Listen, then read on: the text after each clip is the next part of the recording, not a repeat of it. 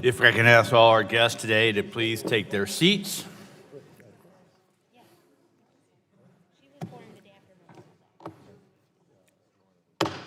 The Subcommittee on Environment will now come to order. The chair recognizes himself for 5 minutes for an opening statement. All right, let's quiet down. Good morning. Today's hearing focuses on a class of emerging environmental contaminants that are highly fluorinated chemicals, technically known as perfluoralkyl substances. They are more commonly referred to by their acronym PFAS. PFAS is a group of man-made chemicals numbering in the thousands that have been manufactured and used in a variety of industries around the globe. These chemicals have been used to make coatings and products that are widely used by consumers due to their oil and water repellent characteristics. Items containing PFAS include food packaging like pizza boxes and microwave popcorn bags, and in nonstick products like Teflon, as well as polishes, waxes, paints, and cleaning products. The chemicals also serve to make components of firefighting foams and mist suppressants for metal plating operations. The military used them in foam to extinguish explosive oil and fuel fires. PFAS are considered emerging contaminants because today's advanced analytical technology is increasingly detecting their presence in the environment, and there isn't a great deal of toxicology data on many of these substances, meaning that we don't know enough to say how risky each PFAS chemical is or what the exact impact of exposure to these substances will be for each person. In truth, while we are only on the front end of the understanding how they move in the environment or their effect on the environment and public health, what we do know is that because of their unique properties and vast usage, most people have come into contact with at least one PFAS. In addition, studies on a few PFAS chemicals suggest those chemicals might cause health problems for humans. And these PFAS chemicals appear to be very persistent in the environment and in the human body, meaning they don't break down. In the past few years, public anxiety about PFAS detection and uncertainty about what to do about it has grown. News reports have highlighted several communities near military bases or facilities making PFAS have discovered these chemicals in their drinking water. This hearing is about starting the dialogue on PFAS. It means taking stock of what the government knows about PFAS, what efforts to contain its contamination have promised, and what is preventing people from being helped with cleanup or avoid contamination of the air, soil, and water. It's time to figure out what can be done right now and what needs to be done to respond appropriately to legitimate risks created by PFAS contamination in the environment. I understand that in 2016, EPA established health advisories for certain PFAS chemicals to provide drinking water system operators and state, tribal, and local officials with information on health risk of these chemicals. In addition, in May of this year, EPA kicked off a national PFAS effort. We welcome back to the committee Dr. Gravatt, the unofficial EPA PFAS czar, who will walk us through EPA's ongoing and as well as the future plans for addressing PFAS. We also will hear from the Department of Defense because the various branches of the military have often used these chemicals for fire suppression, and now many military installations are faced with significant issues concerning PFAS contamination. We welcome Mr. Niemeyer, the Department of Assistant of Secretary of Energy, Installations and Environment. That's not right. Ms. Sullivan, who will talk us through what DOD is doing to tackle this issue. For the critical state perspective, which represents the front lines for addressing the issue, we will hear from our friends in the state drinking water and solid waste agencies. We welcome back Ms. Daniels, who is here on behalf of the Association of State Drinking Water Administrators, and Mr. Sandeep, who is here on behalf of the Association of State and Territorial Solid Waste Management officials. Without stealing from my colleagues from Michigan, and their thunder, I also want to welcome Ms. Isaacs from the Governor's Office in Lansing. She is the official Michigan PFAS czarina, and it will be good to understand her state's work in this area. And with that, I would like to yield to Mr. Hudson for my remaining of my time. Thank you, Chairman Shimkus, Ranking Member Tonko. I appreciate you holding this hearing today on PFOS and PFAS chemicals. This issue remains a top priority for me, and I'm looking forward to hearing from our witnesses today. I want to thank the EPA for agreeing to testify so we can continue to learn more about these chemicals. The EPA recently accepted an invitation to hold its third Community Engagement Summit in my district. Dr. Gravatt, I look forward to hearing from you on what you've learned at that summit, as well as discussing what plans EPA has to release a public health advisory specifically for Gen X. I also want to thank Emily Donovan, a fellow North Carolinian, who will be testifying on our second panel. Too often we're focused on the technical sides of these issues and forget at the end of the day we're talking about real people, and so I look forward to Emily's testimony that'll put a human face on this issue, Mr. Chairman. And with that, I yield back. Gentleman yields back time. Chair recognizes the gentleman from New York, my good friend, Mr. Tonko, for 5 minutes. Thank you, Mr. Chair, and welcome to our guests, including the czars and czarinas. So it's awesome to have you here. 70 parts per trillion. Per trillion. It is hard to even fathom that amount. Drops in an Olympic-sized swimming pool. But that is the health advisory level established by EPA for lifetime exposure to PFOA and PFOS in drinking water. When we discuss other serious drinking water contaminants, we often deal in parts per billion. Lead and perchlorate and other dangerous contaminants are considered on a scale order of magnitude larger than PFOA. That gives you a sense of how toxic this class of chemicals is. After a number of high-profile incidents in 2016, EPA significantly lowered its health advisory level from 400 parts per trillion to 70. Since then, we have seen some states set standards lower than 70 parts per trillion, and the press has reported what appears to be political interference that sought to delay a CDC toxicity study which suggested these substances are dangerous at even lower levels than previously stated by EPA. Clearly, we have issues with risk communication. So I understand the frustration felt by individuals and communities that do not know who to trust. Perfluorinated substances, collectively known as PFAS, have been linked to cancer, to thyroid disease, and other serious health problems. These compounds, such as PFOA, PFOS, and Gen X, have been used for industrial purposes, including cookware, food packaging, and firefighting foam. We know PFAS are toxic, bioaccumulative, and stick around in the environment for years to come. We know almost all Americans have had some PFAS exposure, and we know drinking water contaminations are being found in communities across our country. Research from Environmental Working Group estimated PFAS contamination in the water supplies of 15 million Americans. Due to how these chemicals are monitored, the number is likely underestimated. Under the EPA's Unregulated Contaminant Monitoring Rule, or UCMR, from 2013 to 2016, all U.S. public water systems serving 10,000 or more customers tested their supplies for PFOA, PFOS, and other similar compounds. But as it is, UCMR is not adequate. It only covered 6 PFAS out of thousands within this chemical class that have been found in products or the environment. About 50 million Americans are served by water systems that were not required to test for these PFAS at all, and 15% of Americans rely on private wells, which are not covered by any EPA drinking water standards or testing requirements. Communities near my district are dealing with the consequences of contamination. Hoosick Falls, New York, and upstate New York only discovered they had a problem after a private citizen tested his water. I want to stress that communities like Hoosick Falls and Newburgh in upstate New York and the dozens and dozens of others are not unique, and the elevated rates of cancer and unusual diseases are surely not a coincidence. It should not and cannot fall upon every private citizen to test the water only after a loved one passes away from kidney cancer. This is why we have national protective standards that require monitoring and treatment for dangerous common contaminants. We need EPA action on an enforceable standard, but without such action, this committee has made efforts to ensure more widespread monitoring of PFOA and PFOS.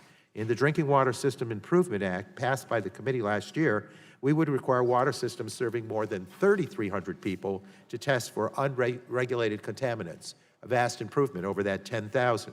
Unfortunately, this does not help people served by the smallest systems or private wells, but it is a start. Mr. Chair, we should continue to look into additional ways to improve testing and monitoring Today is a great opportunity for us to learn what EPA and state governments are doing to address the growing chorus of concerns from scientists and private citizens about the risks posed by PFAS. I hope we'll hear that EPA is exploring all regulatory options available and plans to act expediently. But even on the most aggressive timeline, regulatory action will likely take years. So we must consider what can be done right now to identify contaminations, prevent exposure, and expedite cleanups. We're also joined today by the Department of Defense. For decades, Aqueous film-forming foam, a firefighting foam that contains PFAS, has been used by DoD and commercial airports. In communities where PFAS are not manufactured, groundwater contamination has often been traced to a nearby DoD installation where these firefighting foams have been used. Communities near these bases and industrial facilities did not sign up for this risk and deserve clean water. DoD must step up and make it right. We know the cost of remediation can be expensive, and the health consequences of exposure can indeed be fatal. Ultimately, we must hold polluters accountable to clean up and make the communities and families that have suffered from this pollution whole again. And yes, that standard must apply to our United States Department of Defense. Mr. Chair, I'm grateful that you've called this hearing today. I expect we will learn a lot about the options of EPA, DoD, states, and communities to protect people from these dangerous contaminants. But a hearing is not enough. I firmly believe there is a need for legislation to ensure that adequate testing, monitoring, remediation, and protection is occurring. And this can best be guaranteed if Congress requires EPA to take the steps necessary to make a determination on a maximum contaminant level in addition to other potential protective actions. I believe there are legislative proposals that would have bipartisan support, and I hope we can continue to look into this issue based on today's conversations. With that, Mr. Chair, I yield back. Gentleman yields back his time. We can tell by the length of the statement that Jackie has returned, so welcome back. Swinging ahead. Chair now recognizes the chairman of full committee, Chairman Walden, for 5 minutes. Thank you, Mr. Chairman. I appreciate your holding this hearing. It's really, really important work, and I know many of our colleagues on the dais, Mr. Hudson, Ms. Dingle, Mr. Upton, others have been very involved in this. On my way back to Washington at the end of last week, I went at Mr. Upton's request to Michigan to learn more firsthand from him about this horrible situation in his district and state. And I think it's really important we got right on this hearing. I appreciate everybody's input. You know, we're going to do three things here today. First is we need to increase our understanding of what the government knows or doesn't and establish what the public should know about the risks, how confident they should be in that information, and the best ways to prevent unhealthy exposure to these chemicals. Second, we need to explore what can be done right now to address contamination by these substances based on what we do know, starting with the practical steps that may be taken to reduce risks from contamination. And third purpose of the hearing, it should help develop an outline for a more sustained strategy to fill important information gaps, identify any longer-term challenges, and set realistic expectations for results based on science and risk-informed decision-making. And that's why we have our witnesses today who can help us in this effort. I want to thank Chairman Shimkus for assembling these two very good panels of witnesses. They have important knowledge not only on the complicated nature of PFAS, contaminated sites, and the state of the science on these contaminants, but also on policy. I know EPA announced a more comprehensive PFAS plan this past May, and been traveling the country to hear from people impacted by PFAS contamination. And we look forward to hearing what EPA ranks PFAS exposure in terms of other environmental and public threats that are facing us, and how the federal government plans to try to tackle the issues associated with PFAS chemicals, including around Defense Department sites. And we look forward to learning about the technical and economic barriers that states and communities face in dealing with this contamination. We've seen these sorts of things before in America. We know how difficult they can be and deadly they can be in various examples in the past, including at Department of Defense sites. I think of Hanford in my region and the waste that's there from World War II. We're still trying to clean up, and other things that have occurred around the country. So I appreciate our panel being here. I appreciate this hearing. I'm going to yield the balance of my time to former chairman of this committee, nobody who has worked harder on this issue, got on it right away with Governor Snyder than Fred Upton. And so, Mr. Upton, I would yield the balance of my time to you. Well, thank you, Mr. Chairman, and I want to particularly thank you, too, Mr. Chairman Shimkus, not only for this hearing this morning, but also for your great work in the last Congress to pass Tosca legislation, something that passed this committee when I was chairman on a unanimous vote, thanks to your leadership, and really provided EPA the authority to begin to look at all these somewhat unregulated chemicals for the first time in 40 years. And had that not happened, we probably wouldn't be here today. So that work really paid off. Let me just share with you a couple things of what happened when I went back to Michigan beginning the August break. I literally was just off the plane on my way home when I got a call from my state senator, Margaret O'Brien, and she said, Fred, I've got really bad news. We just got the results from a small city in my district, Parchment, and they are 20 times the standard for PFAS. And we're assembling a meeting yet tonight. We want you to come. And so I went to the other end of my district. It was not a problem, and we spent about 5 or 6 hours there that night. We had a conference call with the state, with every player of any personnel of any importance to figure out what we should do. And we praised the media because this particular town doesn't have the system on their cells, even though earlier in the week here in Washington, we got a weather alert that everyone's cell phone buzzed, take cover, flooding, et cetera. We didn't have that ability to do that in Parchment, but we knew at 1,400 parts per trillion, 20 times the standard, that they should not be using that water right away. People were ready to go door to door to tell folks in this small community, don't put the water out for your pet, don't use it for infant formula, don't make it for coffee in the morning, don't disconnect your ice maker, no water for cooking. And thanks to the media, particularly Channel 3 and Channel 8, they came out with our radio stations and the word was out right away to stop. And for a month, we literally were giving bottled water to everyone in those two communities, City of Parchment and Cooper Township. That water just got turned on last week, and when they were able to connect with the city of Kalamazoo to hook up. But you still got a good number of private wells and others that are in trouble because that level is too high. So as the governor said, this is a textbook case of what ought to happen, getting the word out, trying to figure out what is the next step, but immediately take care of the residents that were there. So I want to praise so many people on the ground. I know that we've got a good panel, a couple panels here ahead of us. I look forward to the questions. But Mr. Chairman, I appreciate you taking this hearing up literally the first week that we're back so that we can better understand this and help other communities that, yes, will be on the same path as Parchment and Cooper Township in the future. Yield back. Gentleman yields back time. Chair recognizes the ranking member of the full committee, Mr. Pallone, for 5 minutes. Thank you, Mr. Chairman. PFAS contamination is a very serious issue affecting communities nationwide. We'll hear today from some of those communities, and I urge my colleagues to listen closely to the firsthand accounts of the harm these chemicals can cause. These health issues include multiple types of cancers, impaired childhood development, reproductive issues, hormone disruption, increased cholesterol levels, and immune system issues. And Americans across this country are being injured right now by these chemicals, and it seems that more affected communities are being discovered all the time. This hearing is a good start, but the communities affected by PFAS contamination need more than just a hearing. They need real solutions and real action from the EPA and the DOD. The impacted states need more than just summits and unenforceable advisories. We need a binding, enforceable, and strong drinking water standard.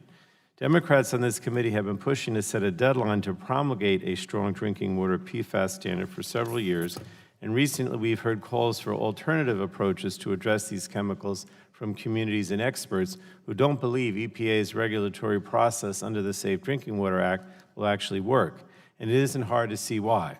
In 2016, the EPA released a health advisory for 2 chemicals in this category at 70 parts per trillion.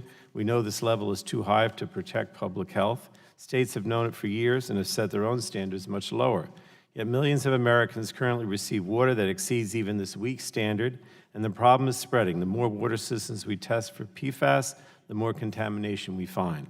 Early this year, the Agency for Toxic Substances and Disease Registry drafted a report identifying hazardous effects well below the EPA health advisory standard. Instead of acting on this information to protect the public health, the EPA and the White House worked to block publication of the report. And the Trump administration feared the potential public relations nightmare, more than public health nightmare facing many communities today.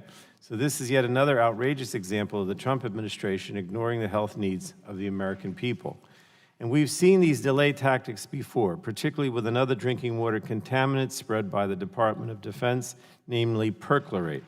Next month will mark a decade since EPA determined that a drinking water standard for perchlorate was needed, and we still have yet to see a proposed rule. So some may say that these troubling actions show that the Safe Drinking Water Act won't work, but I think Congress can make it work. Congress should play a central role in setting the timeline for developing the PFAS drinking water standard and ensuring that the standard is truly protective of public health. And I hope this hearing is a sign that committee Republicans are finally beginning to share this view. Additional actions under other environmental laws may be needed to fully address this contamination and support these communities. So I hope this subcommittee can work together quickly to address PFAS contamination and implement some of the solutions that we'll hear about today. And I'd like to yield the remainder of my time to the gentlewoman from Michigan, Ms. Dingell. Thank you, Mr. Chairman, and thank you to Chairman Shimkus. Well, I meant ranking member, but thank you, Chairman Shimkus and Ranking Member Tonko, for holding this important hearing today to discuss and highlight the growing presence of harmful perfluorinated chemicals being discovered across the country. You know, there's an old saying that says nothing lasts forever. Unfortunately, nothing, that is, except perfluorinated chemicals, which were designed to stand the test of time. These chemicals, through dangers already having been laid out by my colleagues, can be found all around us. And in recent years, we've seen more and more cases of confirmed contamination sites in the environment and drinking water sources, especially across Michigan. And like my colleague, Mr. Upton, we too found very dangerous levels in fish in the Huron River and have had the same crisis during the month of August. As we continue to test for PFAS, I fear that this is only the beginning. The trend's going to continue. PFAS are man-made and will require a man-woman-made solution from all of us working together. Every federal agency, every state and local official, and Congress needs to immediately take this issue seriously. I look forward to working with everyone on this committee and my colleague, Mr. Upton, and I, who will be shortly introducing legislation. Thank you, and I yield back. The gentleman yields back his time, and the chair thanks the individuals. We want to thank all our witnesses for being here today and taking the time to testify before this subcommittee. Today's witnesses have the opportunity to give opening statements, followed by a round of questions from members. Our first witness panel today for today's hearing includes Dr. Peter Gravatt, Director, Office of Groundwater and Drinking Water, U.S. Environmental Protection Agency, and Ms. Maureen Sullivan, Deputy Assistant Secretary for Defense for Environment, U.S. Department of Defense. We appreciate you being here today. We will begin the panel with Dr. Gravatt, and you are now recognized for 5 minutes for your opening statement. Thanks for being back and joining us. Good morning, Chairman Shimkus, Ranking Member Tonko, and members of the subcommittee. I'm Peter Gravatt, Director of the Office of Groundwater and Drinking Water at the U.S. Environmental Protection Agency. I also serve as Chair of EPA's cross-agency efforts to address per- and polyfluoroalkyl substances, or PFAS. Thank you for the opportunity to testify today. Protecting America's drinking water is one of EPA's top priorities, and I'm here today to share with you the actions the agency is taking to address PFAS. PFAS are a group of man-made chemicals that have been in use since the 1940s. And PFAS are or have been found in a wide array of consumer products and as an ingredient in firefighting foam. PFAS manufacturing and processing facilities, airports, and military installations are some of the contributors of PFAS releases into the air, soil, and water. Because of their widespread use, most people have been exposed to PFAS, and there is evidence that exposure to certain PFAS may lead to adverse health effects. EPA has taken steps under its various statutory authorities to understand and address these chemicals. For example, Under the Toxic Substances Control Act, the agency has issued various significant new use rules for certain PFAS chemicals to guard against their reintroduction into new use without prior EPA review. Under the Safe Drinking Water Act, which my office oversees, EPA has also monitored for 6 PFAS to understand the nationwide occurrence of these chemicals in our drinking water systems. And in 2016, EPA issued drinking water lifetime health advisories for 2 well-known PFAS compounds, Pfoa and Pfoss, of 70 parts per trillion. EPA is also working to move research forward on PFAS to better understand their health impacts, options for treatment, and how information on better-known PFAS compounds can be applied to inform our knowledge of other PFAS. To build on these actions, EPA hosted a PFAS National Leadership Summit in May of 2018. The summit provided an opportunity for participants to share information on ongoing efforts to identify specific near-term actions and to address risk communication challenges. At the event, EPA committed to work on 4 significant actions. First, to initiate the steps to evaluate the need for a maximum contaminant level for Pfoa and Pfoss. Second, to begin the necessary steps to consider designating Pfoa and Pfoss as hazardous substances. Third, to develop groundwater cleanup recommendations for Pfoa and Pfoss at contaminated sites. And lastly, to develop draft toxicity values for the PFAS compounds GenX and PFBS. EPA also continues to provide support to states, tribes, and communities who are addressing PFAS issues. As EPA takes these actions, the agency is also committed to working with our federal partners, including the Department of Defense and the Department of Health and Human Services. We look forward to continuing our interagency dialogue and collaboration. Additionally, EPA recognizes the need to hear from citizens. Since June, EPA has traveled to 5 states across the country to hear directly from impacted communities. And these experiences have been invaluable, and community feedback will now shape how we move forward. EPA will consider information from the National Leadership Summit, the community engagements, and the public docket to develop a PFAS management plan. Protecting public health is EPA's top priority. Acting Administrator Wheeler has expressed his continued commitment to considering actions on PFAS so that EPA can lead efforts that meet the needs of impacted communities. Once again, Chairman Shimkus, Ranking Member Tonko, and members of the subcommittee, thank you for the opportunity to discuss PFAS. I look forward to answering any questions you may have. Thank you very much. We next turn to Ms. Maureen Sullivan. Your full statement's in the record. You have 5 minutes.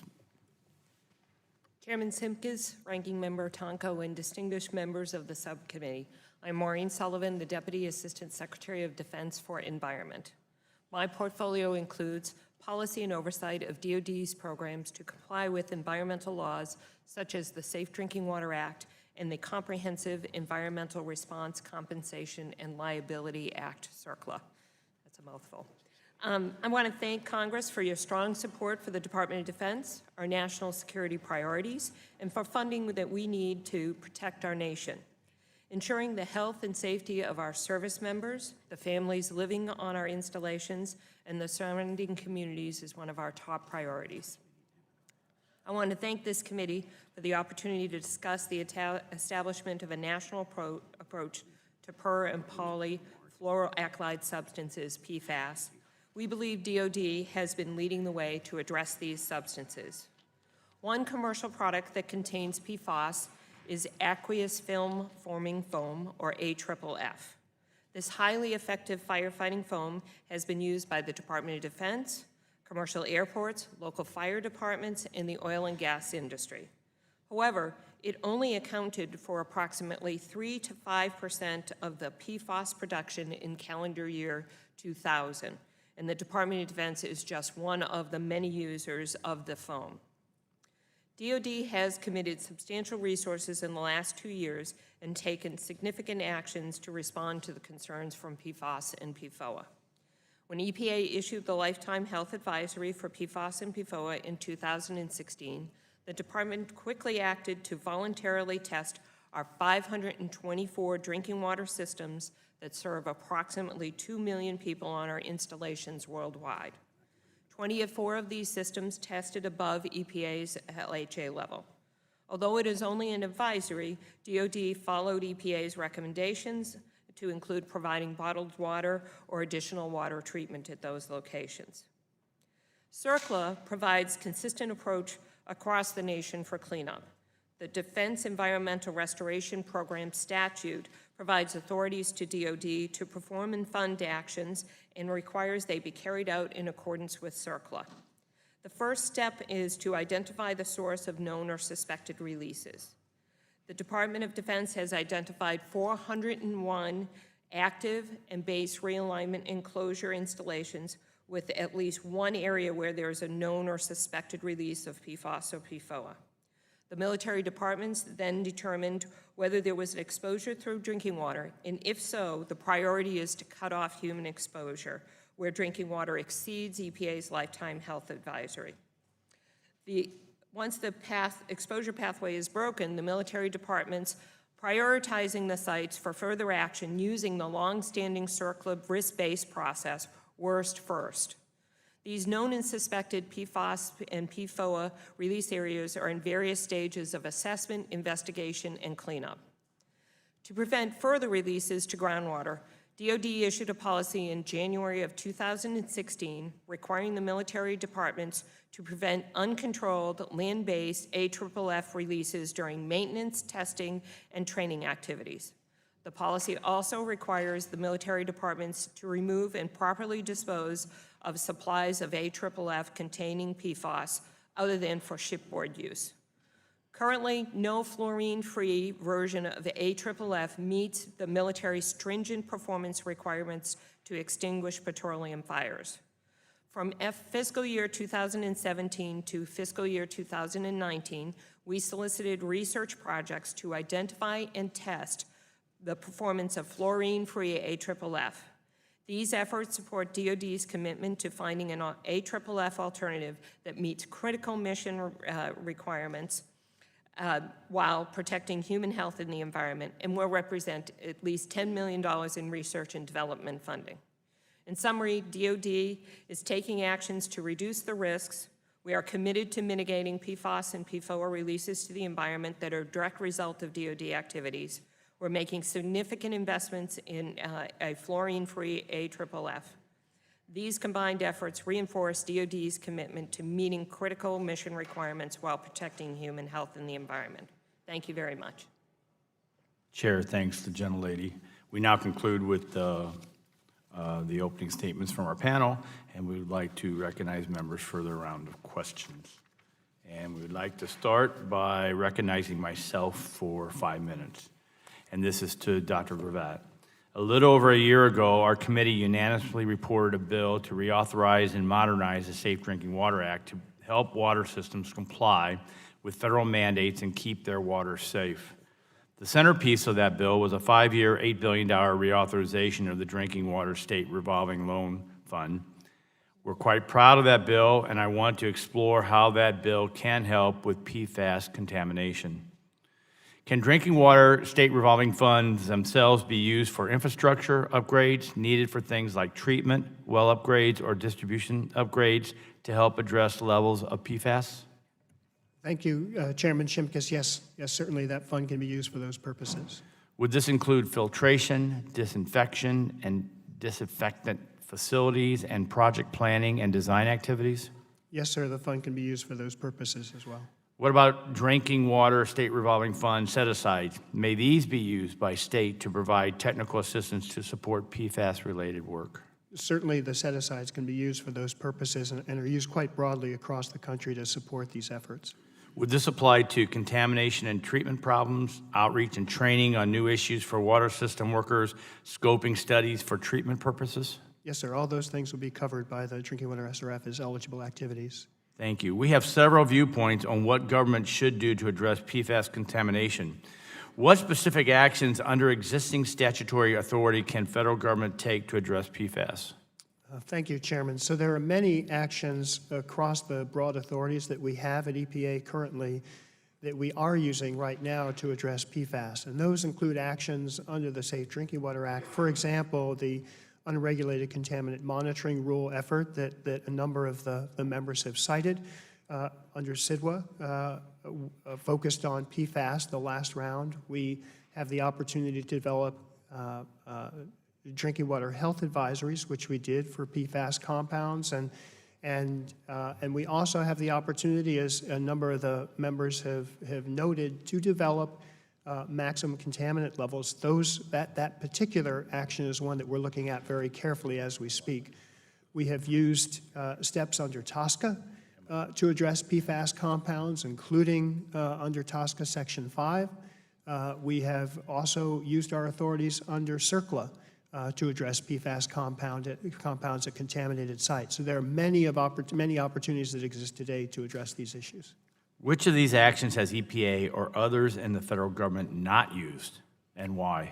So likely the two most significant that folks may be thinking about are the development of an MCL and also the listing of PFAS compounds as hazardous substances under Cercla.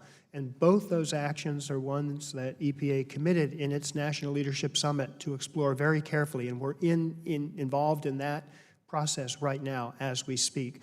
They're both potentially very important in terms of the requirements that would be put on community water systems across the country on an MCL, and also the hazardous substance listing would provide EPA with the opportunity to both order cleanup actions and recover costs that EPA may expend in cleanup actions. So they're both very important steps. There are many different ways to achieve the hazardous substance listing, not only through Cercla, but through a number of the other statutes that currently are in place that EPA is responsible for fulfilling. Thank you. Ms. Sullivan, your testimony notes that DOD is taking response actions in accordance with Cercla or Superfund law. Does DOD agree that cleanup of PFAS contamination is governed under Cercla? Yes, sir. Following the longstanding process that EPA has established under Cercla, it is considered a Tier 3 value. The reference dose behind the lifetime health advisory can be used and is being used to determine the risk associated with sites. I will end my questions, yield back my time, and turn to the ranking member, Mr. Tonko, for 5 minutes. Thank you, Mr. Chair. And Dr. Cravat, thank you for your testimony. You described a number of actions EPA committed to doing earlier this year. I would ask here, what steps must be taken before EPA can make a determination about PFOA and PFOS as a hazardous substance under Section 102 of Cercla, and what is the timeline for that decision? Right. Thank you very much, Ranking Member Tonko. I appreciate the question, and as I noted, it's a very important issue. And so there are a number of ways that EPA can achieve this hazardous substance listing through Cercla, as you noted, but also through the also through Tosca, through the Clean Water Act, through the Clean Air Act. So there are a number of different ways to achieve a hazardous substance listing. And EPA is currently looking at the various authorities, including RCRA, that allow us to list these as hazardous substances, thinking carefully about the different steps that would be involved under each of those statutory authorities and weighing which ones are going to make the most sense in this case. Ultimately, the administrator will be making the decision both as to whether he wants to proceed with the hazardous substance listing and then under which statutory authority to address that. And again, what would the timeline for that decision be? Right. So EPA is going to be developing a national management plan for PFAS compounds. That was one of the commitments at the National Leadership Summit, and our goal is to have that national management plan completed by the end of this calendar year. So we're working diligently on that right now. We expect that national management plan will include this consideration of the hazardous substance list. So that's in less than 4 months. Yes, sir. If this determination is made, how will it help states and localities address contamination issues and hold responsible parties accountable for remediation? Right, thank you. So the critical issue that the hazardous substance listing will allow under Cercla is for EPA to order cleanup actions, and if EPA has to expend funds from the Superfund for the purpose of cleaning up sites, EPA will be able to recover costs that are expended. So This will give very important tools for states and local communities to address these PFAS challenges at contaminated sites. Right, and what's the timeline for that decision? Right. So as I noted, we expect that this issue will be addressed in the National Management Plan, and our goal is to have that completed by the end of this calendar year. Okay, and if you listen to today's second panel, I'm certain you will hear from states, public health advocates, and concerned citizens that there is a widespread problem that needs a national framework and federal funding to support state, local, and individual responses. At this point, there can be no doubt about the severity of the problem. You cannot hold a national summit and a public meeting tour without acknowledging this. So the gravity of the situation should be apparent by today's hearing. We're not holding hearings on other CCL4 contaminants. So with all that in mind, will EPA commit to including PFOA and PFOS as part of regulatory determination 4? So a couple of important points on your question, and thank you, Ranking Member Tonko, for that question. So the regulatory determination number 4 is that the schedule for that is 2021 when that's due. EPA is currently looking at this issue of the regulatory determination for PFOA and PFOS as we speak. We expect that decision will be made long before 2021. And we will be addressing this issue as well in the context of the National Management Plan that will be completed by the end of this year. So can we commit to that then? Or obviously there's a sense of urgency here. Yes, absolutely. So we certainly can commit to look carefully at this issue in terms of how the agency will approach the regulatory determination. I don't have an answer yet as to whether and how EPA will include PFOA and PFOS in the regulatory determination. That's an issue that, as the Safe Drinking Water Act states, is in the sole judgment of the administrator, and Acting Administrator Wheeler is looking at this issue right now as we speak. Well, we've seen some walking away from commitments to the environment. So if you're going to make this extensive effort to explore potential regulatory actions, in the end, EPA must be willing to say one way or another if these contaminants need a national standard. There can be no more kicking the can down the road. So I would hope that we would get that sort of commitment. Yes, sir. With that, Mr. Chair, I yield back. Gentleman yields back his time. Chair now recognizes the Vice Chairman of this subcommittee, Mr. McKinley, for 5 minutes. Thank you, Mr. Chairman. Certainly, we've had, in West Virginia, we've had some exposure to this PFOA and PFOS. We went through it a couple years ago, and we saw the concerns that the people had, the population, and one of their communities, Vienna, West Virginia, wound up with about 10,000 people. It cost them $6 million to address this problem, and annually now it's going to be about $200,000 cost that they're going to have to incur. We all want the clean water. I'm 100% behind that on this, where we need to go on this. I'm a little bit curious. Often we have independent verification and validation process in software. Are we going to have anyone review the process as we dropped down from, remember it went from 400 down to 70, now we may be talking about going down to 10. That's all wonderful. Is there going to be another validation of that to see this? We keep ratcheting down. Will there be an independent verification, a second opinion, so to speak, that's the right thing to do?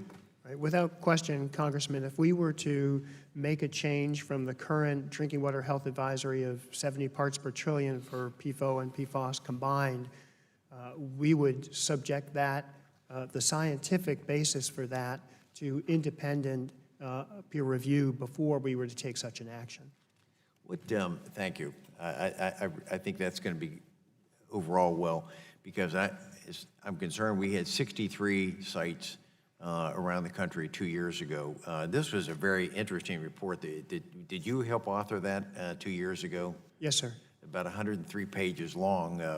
As an engineer, it was enjoyable reading, but it also told how the points we have to raise on these matters. So now that we had 63 communities that are affected with this back then, if we were to go down to 10, 15. Do you have any idea how many communities across the country could be impacted with that? Thank you, sir. It's difficult to conjecture on the exact number. What I can say is in terms of the UCMR process, that process covered, it was a census of all the large drinking water systems larger than 10,000 people served and a representative sample of systems smaller than 10,000. As you noted, we found 63 of those systems had levels above the Drinking Water Health Advisory for PFOA and PFOS of 70 parts per trillion. That sample covered 80% of the United States population that is served by community water systems. And so we consider a very comprehensive effort. What kind of numbers could we have if we were to drop to 10, which again, in an ideal world, that would be wonderful, because as an engineer, all of us want to have the purest water we can. But to get down to 10, is that going to affect perhaps 300 communities, 3,000 communities to get down to 10?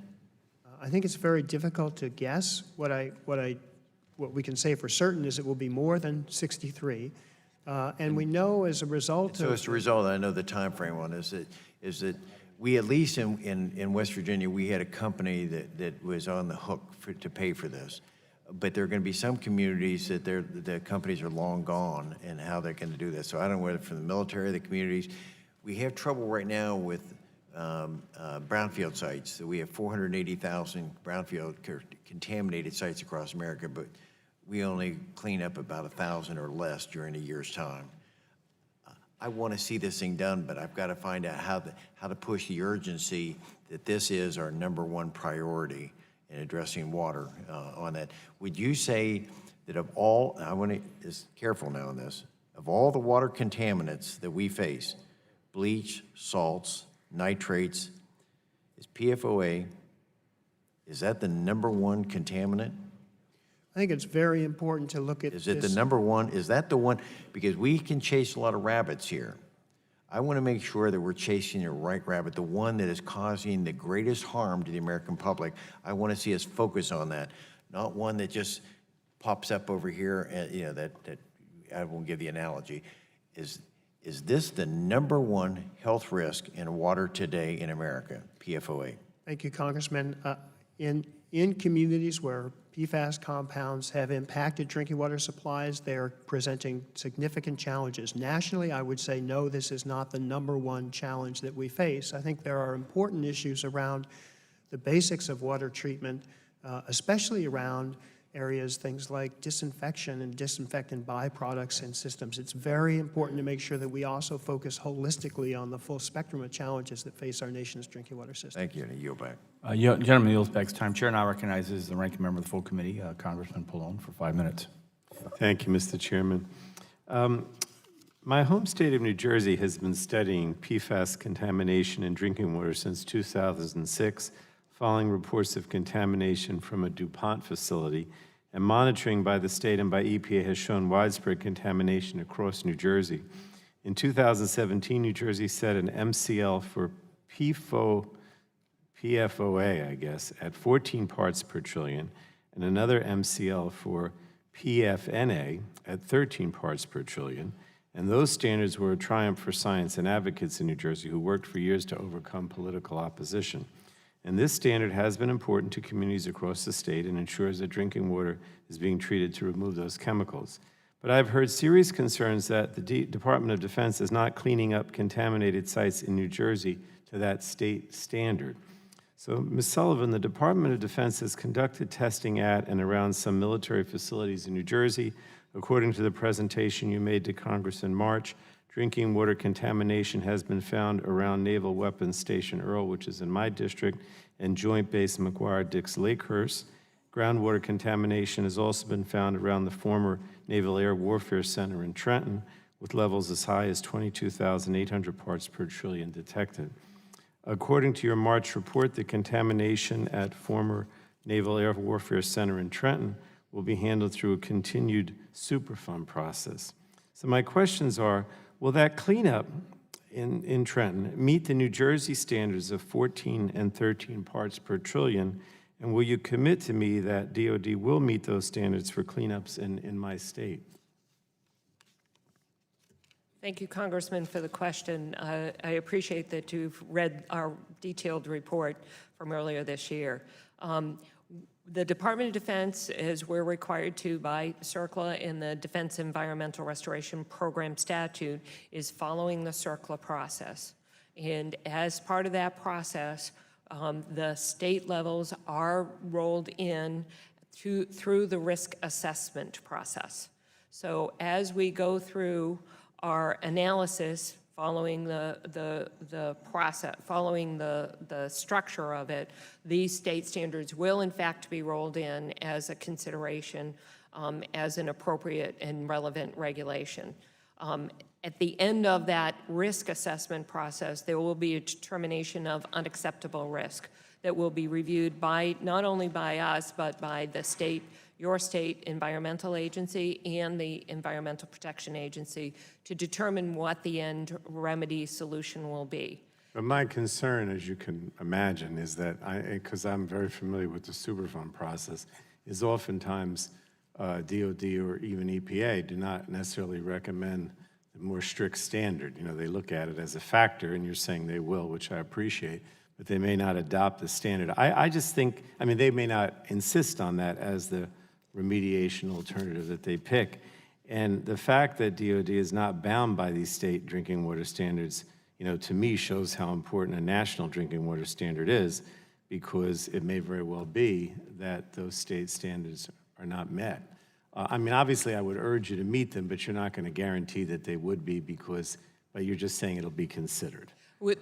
Yes, sir, they will be considered as part of the Cercla process. Well, I think that's unfortunate. I think you should be bound by them, and even if you're not, that you should, you know, you should adopt them. But I appreciate your candor. Now, Ms. Sullivan, what chemicals is the Department of Defense using in place of PFOA and other PFAS? Has the department conducted studies of those chemicals to establish their safety? Thank you again, sir, for that question. We are in the process of investing a significant amount of research and development to first demonstrate the commercially available substances to see that are PFOA free, to see if they meet our strict standards in order to fight fires. We are also investing research and development dollars to sponsor development of a fluorine-free foam that also meets. And as I stated, while we continue to do that, we are working with the current manufacturers to fully understand how much PFOA is in the products that they are providing to us and controlling the releases of those. I'm just going to run out of time. I just was going to ask you if you could provide the committee through the chairman with any and all studies that the Department of Defense has regarding the safety of these substitute chemicals, if you will. Certainly we can. And Mr. Chairman, I know my time's running out, but I know you were so much involved with Tosca, and I just wanted to say that the concern over substitutes is not limited to PFAS and was central to our efforts to reform Tosca, as you know.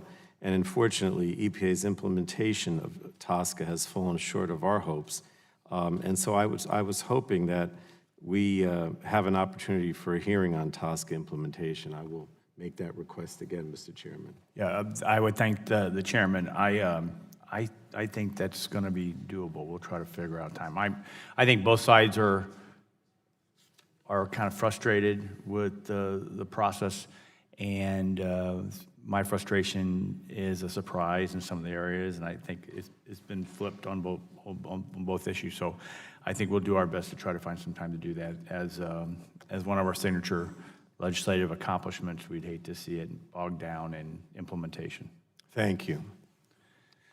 Having that, the gentleman returns his time. The chair now recognizes the gentleman from Ohio, if he's ready, Mr. Johnson, for 5 minutes. Thank you, Mr. Chairman. I appreciate you holding this very important hearing.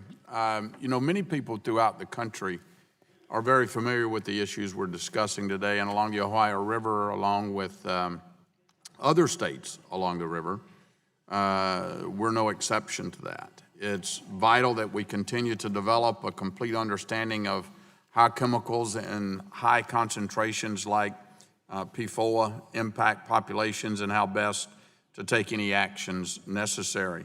I know many studies, including some prominent ones within Ohio, such as the University of Cincinnati, have been conducted on this issue, and I hope to see those studies continue.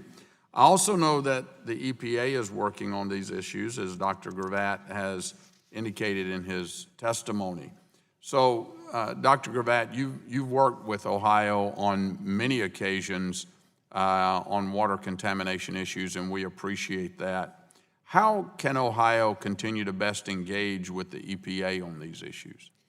Thank you, Congressman, and appreciate your noting my work with Director Butler and others from Ohio EPA, my home state, so I have a great connection with folks there. We are working very closely with all the states on the activities that we have underway. We will continue to stay very close to the state of Ohio and other states on issues like the development of toxicity factors for PFBS and Gen X, on these questions about development of the decision on a hazardous substance listing and potentially on an MCL, as well as the groundwater cleanup goals. These are all issues that we're working very closely with the state of Ohio and other states on. We will commit to continuing that connection with the states. Okay, and are you working with them on any of the DOD facilities as well? Yes, sir. Okay. So, yeah, as Ohio and other states request support from EPA, we are for certain going to be there to assist them with these challenges. Okay, I understand the local government advisory committee is soliciting input. How can people along the river, along my district, best engage in this process, and what can Congress do to help? Thank you very much. So one of the things that citizens across the U.S. can do right now is we have opened a docket. In addition to the community engagement sessions, which I referred to that we've had now in 5 different states, we opened a docket so anyone in the U.S. who wants to submit their perspectives to us can do so right now. That way, we have about 80,000 comments that we've received thus far. We'll hold that docket open until right about the end of this month. And then if there are specific issues that you have that you'd like to follow up on, we'd be happy to circle back with you and your staff to discuss those. Okay, thank you. Ms. Sullivan, the same question for you. We have a significant Defense Department footprint in Ohio, Wright-Patterson, Mansfield, Youngstown Air Reserve Base, et cetera. Is there anything that we can do to more closely engage with the DOD on some of these issues?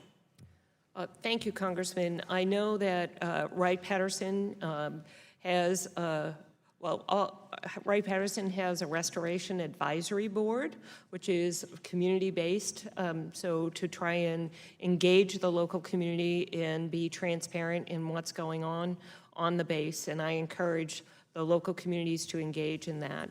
The Air Force has been very transparent in their process, having established websites and public meetings, and I encourage the community to get engaged in those processes. Ms. Sullivan, in your written testimony discusses the remediation of PFOS and Pfoa, and you note that DOD is addressing known or suspected releases of these chemicals to determine whether there's exposure through drinking water.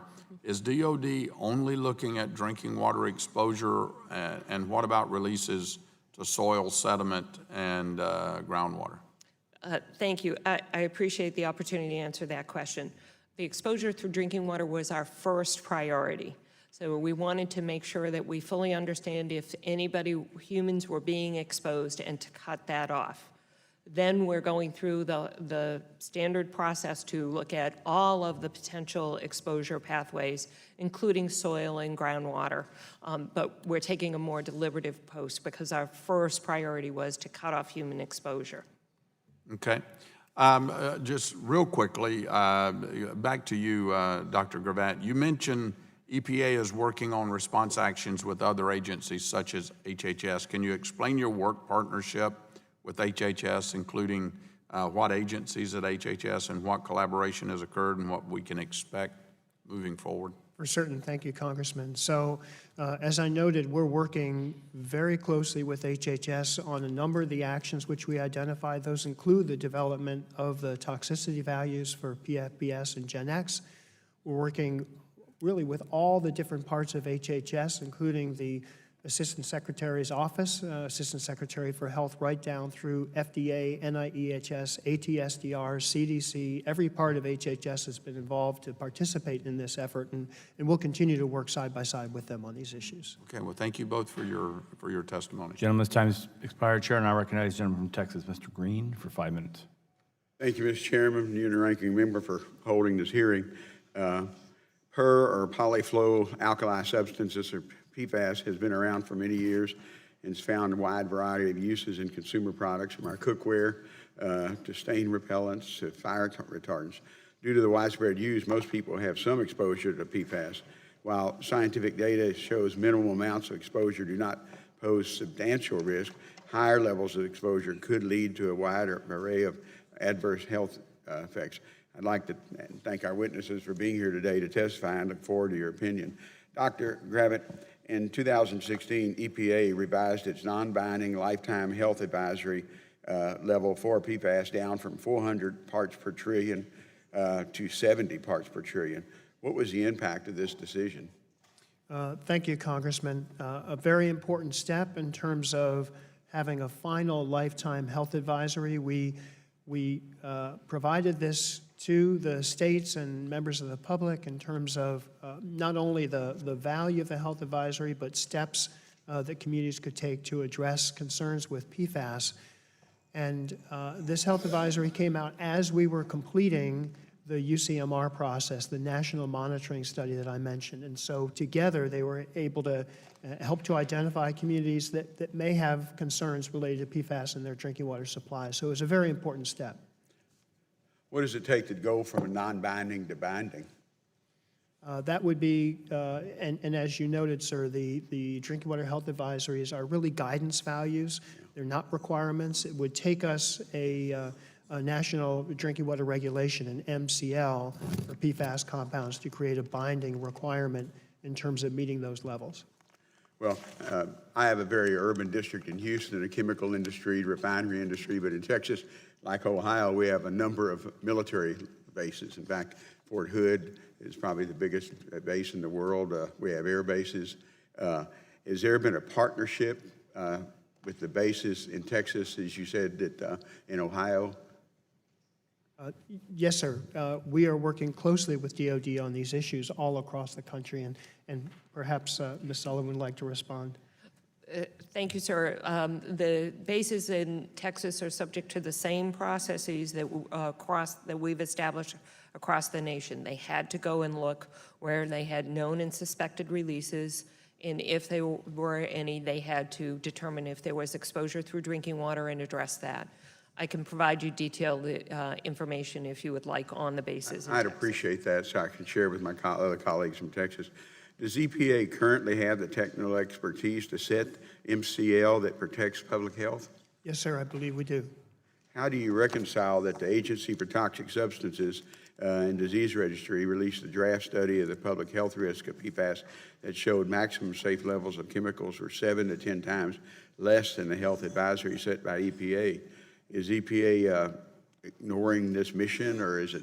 How do you reconcile that between the disease registry? Thank you, Congressman. So I would say a couple of things about that. The first is that the purpose of the document that ATSDR developed is different from our drinking water health advisory. They use these toxicity profiles as screening values for sites. And then also they chose to view the science somewhat differently than we did. We're working very closely with them on these issues to make sure that we are sharing the best information we have as we go forward. Okay. Well, obviously there's concern because, you know, we know what happened in Flint, which was not that issue, but what the former Chairman Upton talked about in his area. And again, in an industrial area, we could have the same thing. Given the action they've seen at the state level to set maximum containment levels, or MCL, what is EPA's expected timeline for setting federal MCL for PFAS under the Safe Drinking Water Act? Thank you, Congressman. So this is one of the key actions that we identified earlier this year that we were going to be exploring throughout the year. We expect this to be included in the National Management Plan, and we hope to have that completed by the end of this calendar year. Okay. Well, I would hope EPA would quickly move and address the issue in a competent manner, relying on the solid peer reviews, data, and allowing public input throughout the process. And like I said, I don't think any member on the dais would not be willing to partner in our communities if that was the issue. I'll yield back my time, Mr. Chairman. Gentleman yields back time. Chair, now I recognize the gentleman from Texas, Mr. Flores, who, with my apologies for skipping you, you recognize 5 minutes. No, that's okay. You just let the other gentleman from Texas ask my question. But I would like to, thank you, Mr. Chairman. Dr. Bat, a couple of questions for you really quickly. Continuing Mr. Green's line of questioning, what does did the EPA learn anything from the ATSDR report that was dramatically different from what it had developed internally with respect to maximum levels? Thank you, Congressman. So as I noted, we have worked closely with ATSDR on the communication of their report, and in the development of their report, we provided comments to them and have worked throughout this process. I think one of the things that we have learned, and perhaps these reports reinforce, is the importance of focusing on risk communication with the public, so we don't lead people to a place where they're confused about what do these different values mean. And as I noted, they have different purposes, the toxicity profile from our health advisory, but that's been a really important message also throughout the national engagement that we've done. Risk communication is something we need to continue to focus on and try and advance. Let's go ahead and move to the communications question. Mr. Upton brought this up during his opening testimony. Would you say that the current communication efforts with respect to PFAS are effective?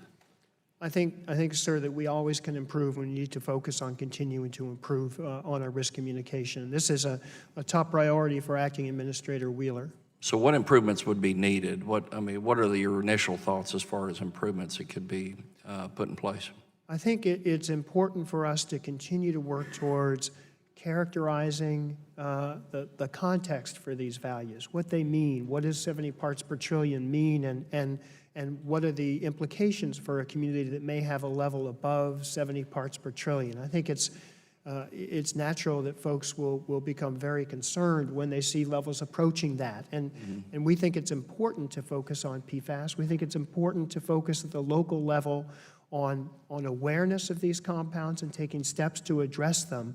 But we want to try to continue to share this information in a way that doesn't create a great deal of anxiety and fear on the part of the public. I think that's a place where we can make further progress. Let's drill into the 70 parts per trillion metric for a minute. Does today's technology readily measure concentrations of this contaminant that low? Yes, sir. It does, okay. Thank you. I yield back the balance of my time. Gentleman yields back. The chair recognizes the gentleman from California, Mr. McNerney. Well, I thank the chair. Well, I appreciate that the EPA is hearing from the public and engaging with communities impacted by PFAS. Recent actions by the EPA have undermined public confidence and my confidence in the agency's ability to address human health risks posed by these toxic chemicals. In April of this year, the EPA proposed a rulemaking titled Strengthening Transparency in Regulatory Science. Now, this was modeled after the secret science legislation drafted by the House Republicans. The proposal could require the EPA to ignore important scientific studies of human health effects because the data included private medical information. Dr. Garrett, was the Office of Water consulted before the rulemaking was proposed? Thank you, Congressman. This rulemaking is an agency rulemaking, and so all parts of the agency are engaged on this. It's being led from the Office of Research and Development, but we're connected in this effort. Okay. Did your office assess how the proposal would impact your ability to address PFAS contaminations? Sir, while the proposal has received many, many comments, as I think you're aware, and the agency is in the process of considering the comments as they move towards development of a final rule. And I think it's difficult to conjecture at this stage what those impacts might be.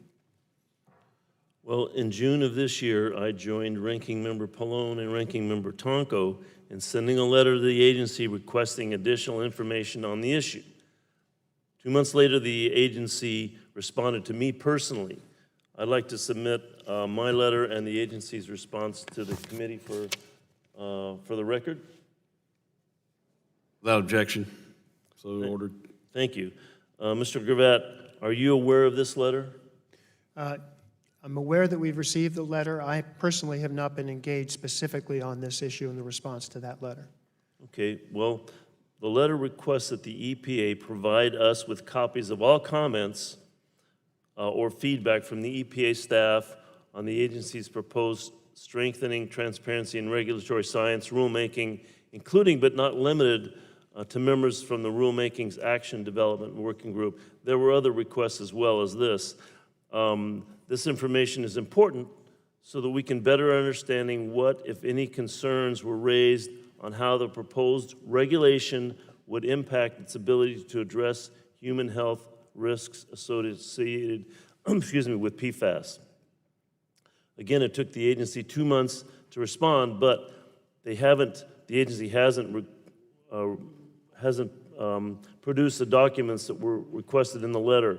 Would you commit to providing those documents for the record? Sir, I will certainly commit to working with our congressional staff to follow up with you and your office to make sure that we're having the conversations that you're wanting to have on this. Okay, I did mention earlier that the public has lost confidence. What do you think that you personally can do to help restore that confidence? Sir, I appreciate your question, and I would turn back on this PFAS issue to the national engagement that we're involved in. And through this process, I personally have had the opportunity to meet with hundreds of impacted citizens across multiple states. I've heard statements from over 120 individuals talking about their challenges. And we're taking this back and folding this into the national management plan. I think it's very important for the public to be able to see how their comments to us are reflected in the steps we're taking. And that's really what we're committed to here through this national engagement. I think it's been a very important step, a very valuable step for us as we're addressing this issue. Do you agree with the provision that would exclude information because it's from private medical information? So this issue is under careful consideration by the agency. I know we're thinking through the public comments that we've received on the transparency rule, and that process continues. All right. Thank you, Mr. Chairman. I yield back. Gentleman yields back. This time, the chair will recognize himself for 5 minutes for questioning. Dr. Gravatt, Administrator Pruitt has been here a number of times, and I've questioned him each time about this PFAS issue, about Gen X in particular, and the need to develop a comprehensive plan for containment and removal. The agency was responded to in April to a letter I followed up with on those two testimonies, saying that a key priority for the EPA is to further the understanding of human health impacts of PFAS to support states and local communities. The EPA is currently developing a human health toxicity information for Gen X that will provide a scientific basis for states and communities to set or refine public health goals. So I want to ask you a few questions about that. We've only got 5 minutes, so we'll just ask you to be as concise as you can.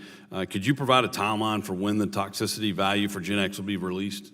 Yes, sir. We're very close to this now. We expect in the coming weeks to have that available in draft for public review and comment. Okay, thank you for that. Once this toxicity value of Gen X is released, can you commit to releasing a public health advisory specifically for Gen X? So thank you, Congressman. We will work closely with the states to determine what will be most helpful to them. And for example, on Gen X specifically, with regard to North Carolina, we are working side by side with them and want to make sure that we're providing them the support they need. And sir, I might just add that we appreciate your invitation to come to Fayetteville. We appreciate your participation in that event, and that in particular, along with the others, we found to be tremendously valuable. So thank you very much for your leadership on that. Well, thank you. I would just stress that I think the public health advisory is really the next step in the process once we get those toxicity numbers to really help the state understand what we need to do going forward. So I appreciate you working so closely with the state.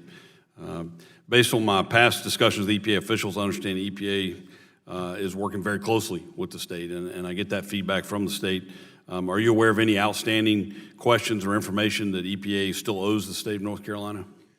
I think there are ongoing conversations with the state of North Carolina addressing all kinds of issues, including stack testing at the Chemours facility, sampling in the Cape Fear watershed, and so I think those discussions are ongoing. So I'm reluctant to say there's nothing outstanding because there's a lot that's going on, and we will remain committed to supporting the state throughout this process. Appreciate that. Now, my understanding is there are over 20 other chemicals besides Gen X that were found in the Cape Fear Basin. Is that part of this ongoing discussion? Yes, sir. Looking at those Yes, chemicals sir. as well? Can we expect to have those results this month as well in the draft form, or is that going to be later? So those results, if you could, I want to make sure I understand specifically your question.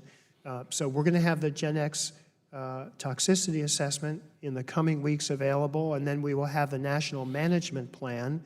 Our goal is to have that completed by the end of the calendar year. That'll be a comprehensive view across EPA's actions in conjunction with the state to address these issues. Great.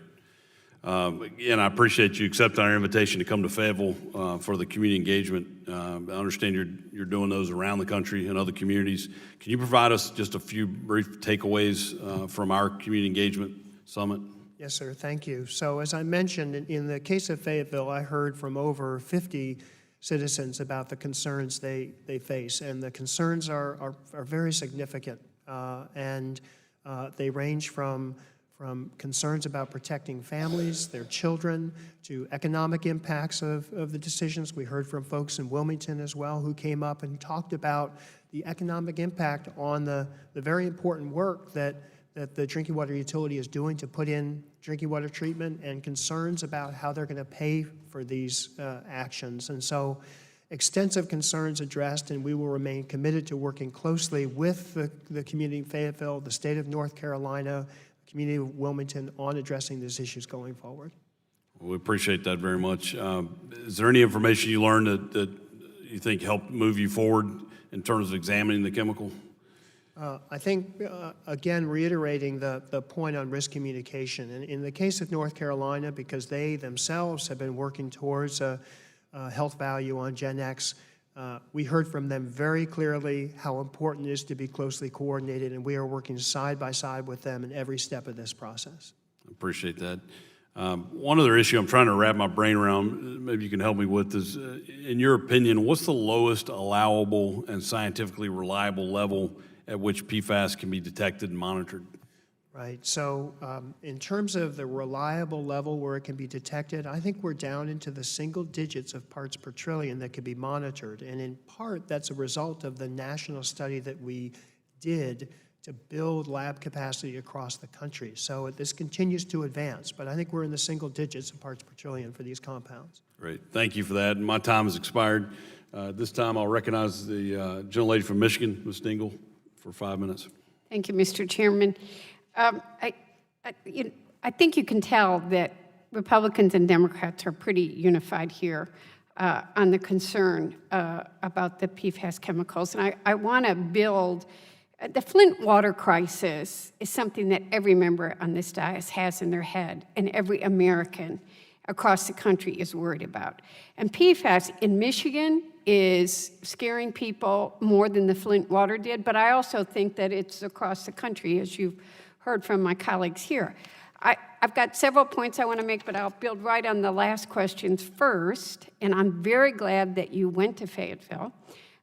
North Carolina wanted to see you, but so did Michigan. And Michigan had originally been scheduled to be one of those community forums. People wanted you from one side of the state to the other, and you didn't come. Why did you cancel, Michigan, and could we get you to still come?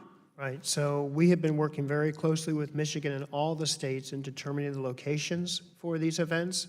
And if, in fact, Michigan now wants us to do an event in the state, we'll be glad to talk with you and talk with them about how we might do something. I'm good. This is a formal invitation on behalf of a whole lot of people. I know Fred joins me on the other side. Don't you, Fred? Unanimous, yes. So you have an Upton, Wahlberg, Dingle invitation for a community forum in Michigan, and we take that you've accepted it. And I think our Czarina would support it too. Right, so we would be very glad to follow up with all of you and your staffs about this, as well as with the state. And as I mentioned, if we have been working closely with Michigan, and if they in fact now have decided they want us to come, then we'll be glad to come. I know a lot of people have. I was asked by many people to raise that. I want to go back again, and I know we all keep asking the same question, but I think what's really got everybody worried is we need to change the national standard for what is a safe level. And you're telling us that I think you're telling us that you're not saying you're going to determine whether we need it. I hope that you are saying that we do need to revise the standard. You're going to put out a national management plan by the end of the year. What's going to be in that plan? Are you going to give us what the new standard should be? And how long is that going to take? Well, how do we create that sense of urgency that cuts through bureaucracy and keeps Americans safe drinking their water? Thank you very much for those questions. So a couple of things I want to respond with. First, to be clear, we have a guidance value now, not a regulatory standard, and one of the key items we're committed to at EPA by the end of the year in the management plan is to consider whether we should be developing an MCL for PFOA, PFOS, or other compounds. And so we're still engaged in that process. If we were to, in the context of a drinking water health advisory, think about lowering that level, we would subject that to scientific peer review before we took that kind of a step. So we're working through these issues now. We expect these to be addressed in the National Management Plan, and our goal is to have that done by the end of the calendar year. So I'm going to push on that a little. So are you telling us you're still, I think that all of us on this dais have seen enough in scientific studies that we've got a problem. I think the children in Flint that got poisoned wish somebody had cared enough. So are we talking about another 2, 3, 4, 5-year bureaucracy, or are we looking at something that's really going to get at this quickly to keep the American people drinking safe water? Right, thank you. And making sure Americans' drinking water is safe is a top priority for EPA, and we will continue to focus on this issue. You asked about the National Management Plan. This will be a comprehensive view, not only in the drinking water area, but across all of our statutory authorities about steps that we can take now to make sure that we're protecting Americans in their communities. And so that will be the focus of the National Management Plan, and the goal is, as I noted, to have that done by the end of the calendar year. I have more questions for you, but I don't want Ms. Sullivan to feel lonely. So we've got 5 sites in Michigan that are sites that have been contaminated because of military presence. What is DOD doing to help us clean up in Michigan? Well, thank you, ma'am, for asking. At all of those sites, we have gone out and identified where we have known and suspected releases. We have tested many drinking water sources. Every drinking water source that has tested above the EPA's advisory level. 5 of them. We have worked with the communities to provide those citizens, because some of them are private wells, as you can appreciate, alternative drinking water sources. It's up to them which of these options are available. And then we're embarking on the entire Cercla process to really fully analyze the situation. What are the sources? What are the pathways? And working with the state and EPA on what the remedy solution would be in strong partnership. Obviously, there are a lot more questions, but I'm out of time. Ladies, time's expired. Just for information, we have Navy bases, Air Force bases, Coast Guard bases, and Army posts. So just in definitionary terms, as an Army guy, we have posts. The chair recognizes the gentleman from Michigan, Mr. Wahlberg, for 5 minutes. Thank you, Mr. Chairman, and thank you to the panel for being here. It was good to have Acting Secretary Administrator Wheeler in Michigan, in my district, on the banks of Lake Erie and other places, and it was good to be able to talk to him about this PFAS issue, and to understand very clearly that it is being taken seriously, and that there is, and I want to follow up on my friend and colleague from Michigan as well. It's good to know that you're willing to come, but it's also good to know that you remain in contact with our state as well on this issue on a regular basis. Mr. Gravatt, you mentioned you are working with states like Michigan and North Carolina. what do you think are the things of greatest value that you could offer them at this time? Thank you very much, Congressman. So a number of the things that the states have communicated to us that they really need help on include assistance with risk communication and talking to the impacted public in their states about these issues, support with analytical methods, development of additional tools to sample for these compounds in the environment. The toxicity values are also important. And then consideration of treatment techniques that are available. And in fact, all of those things are things that we're currently working on with the states to support them in addressing these challenges. And so we're staying very close to the states and focused on what tools we can provide to help them to address these challenges and how do we best support local communities. With these challenges, if states struggle in some of these areas, like Michigan, North Carolina, other states, if they struggle, where do they struggle the most? I think there have been challenges certainly around technical questions, around sampling and analysis of compounds. Those are issues that we've talked about extensively with Ms. Greether in the state of Michigan, with questions around characterizing levels of these compounds in the environment and how to do so. Those are issues that we worked on very closely with the state of North Carolina, and toxicity as well. You know, there are questions around the broad set of compounds, PFAS compounds, where we talk a lot about Pfoa and PFOS, but there are many other compounds that we need to stay focused on, and I think those are issues that have been concerned to states as well. Okay.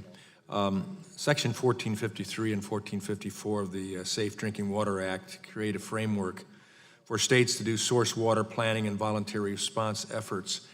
H.R. 3387, the Drinking Water System Improvement Act, the bill our committee thankfully unanimously supported, would allow new and updated state source water plans to qualify for assistance. Would these source water plans permit states to address PFAS contamination? Yes, sir. I think they would help to address PFAS contamination, and it's been very important, the work that Ms. Sullivan has talked about at DOD. We see that many of the instances of drinking water contamination are related to known sources. Those might be DOD facilities, but there are certainly many others, as Ms. Sullivan indicated. And I think this source water protection focus can really help local communities to understand their vulnerabilities for PFAS and other compounds. Okay.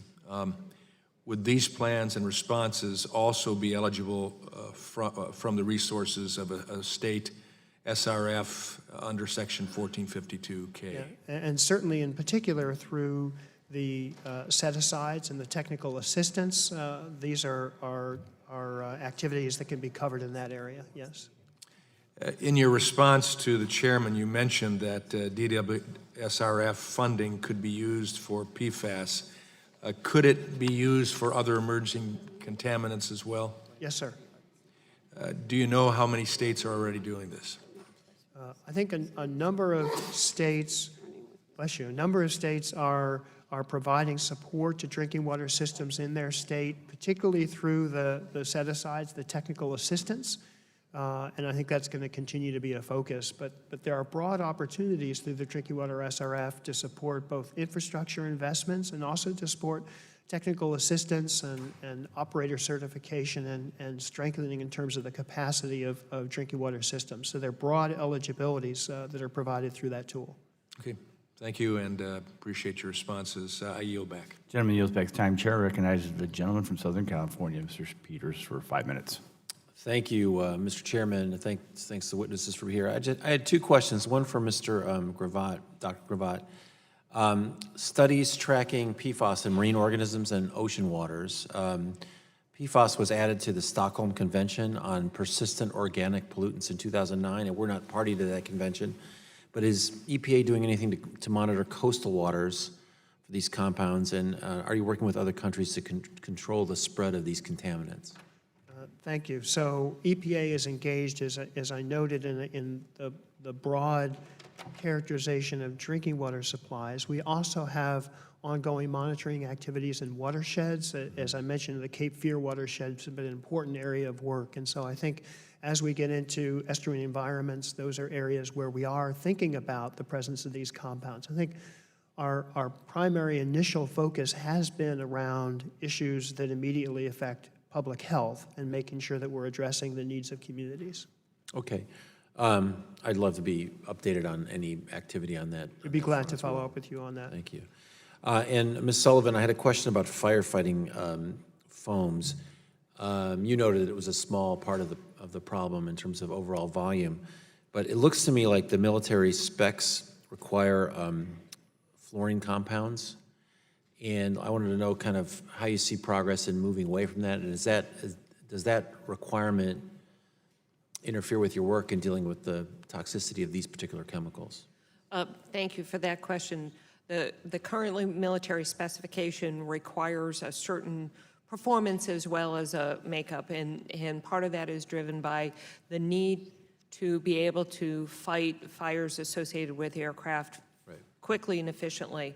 It is managed by the Department of the Navy because it is highly important that when we have shipboard fires that we have the ability to fight those fires very rapidly. We are working carefully with the current suppliers to determine what levels are in those compounds, the current formulations.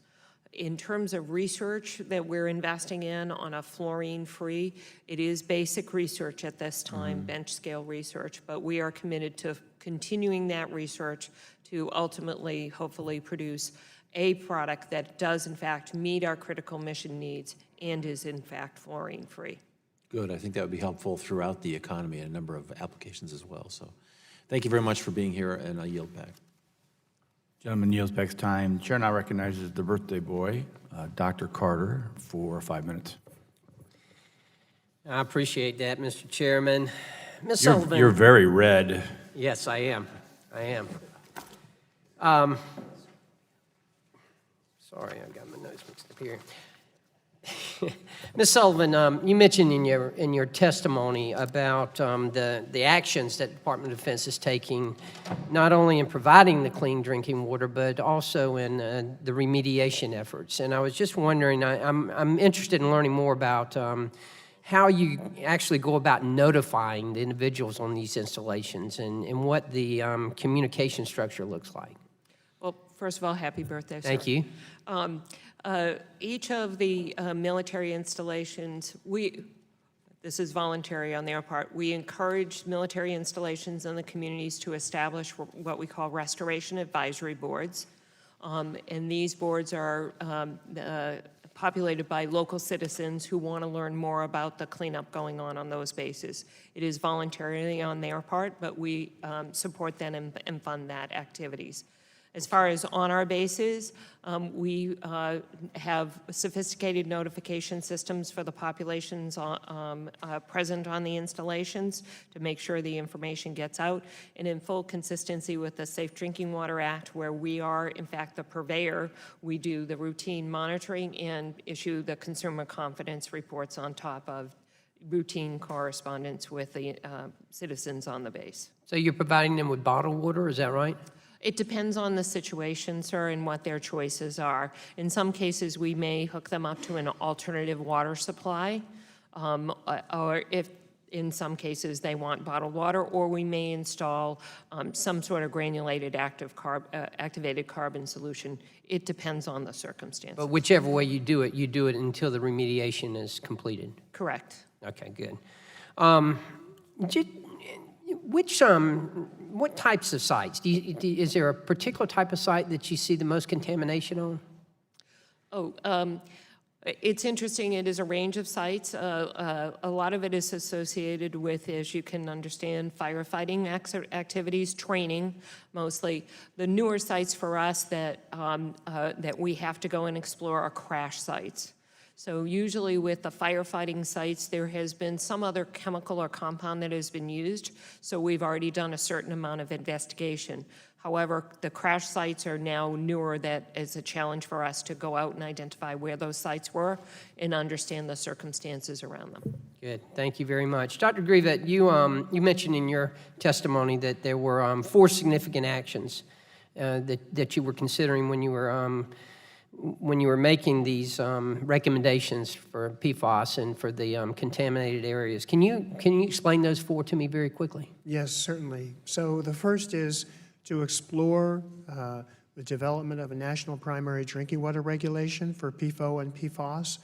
There are important considerations that we have to work through. That is ongoing right now. The second is exploring the listing of PFOA and PFOS as hazardous substances under Cercla. There are many statutory mechanisms for achieving that goal. That's very important in terms of our ability to order cleanup actions and to recover costs that EPA may expend for those actions.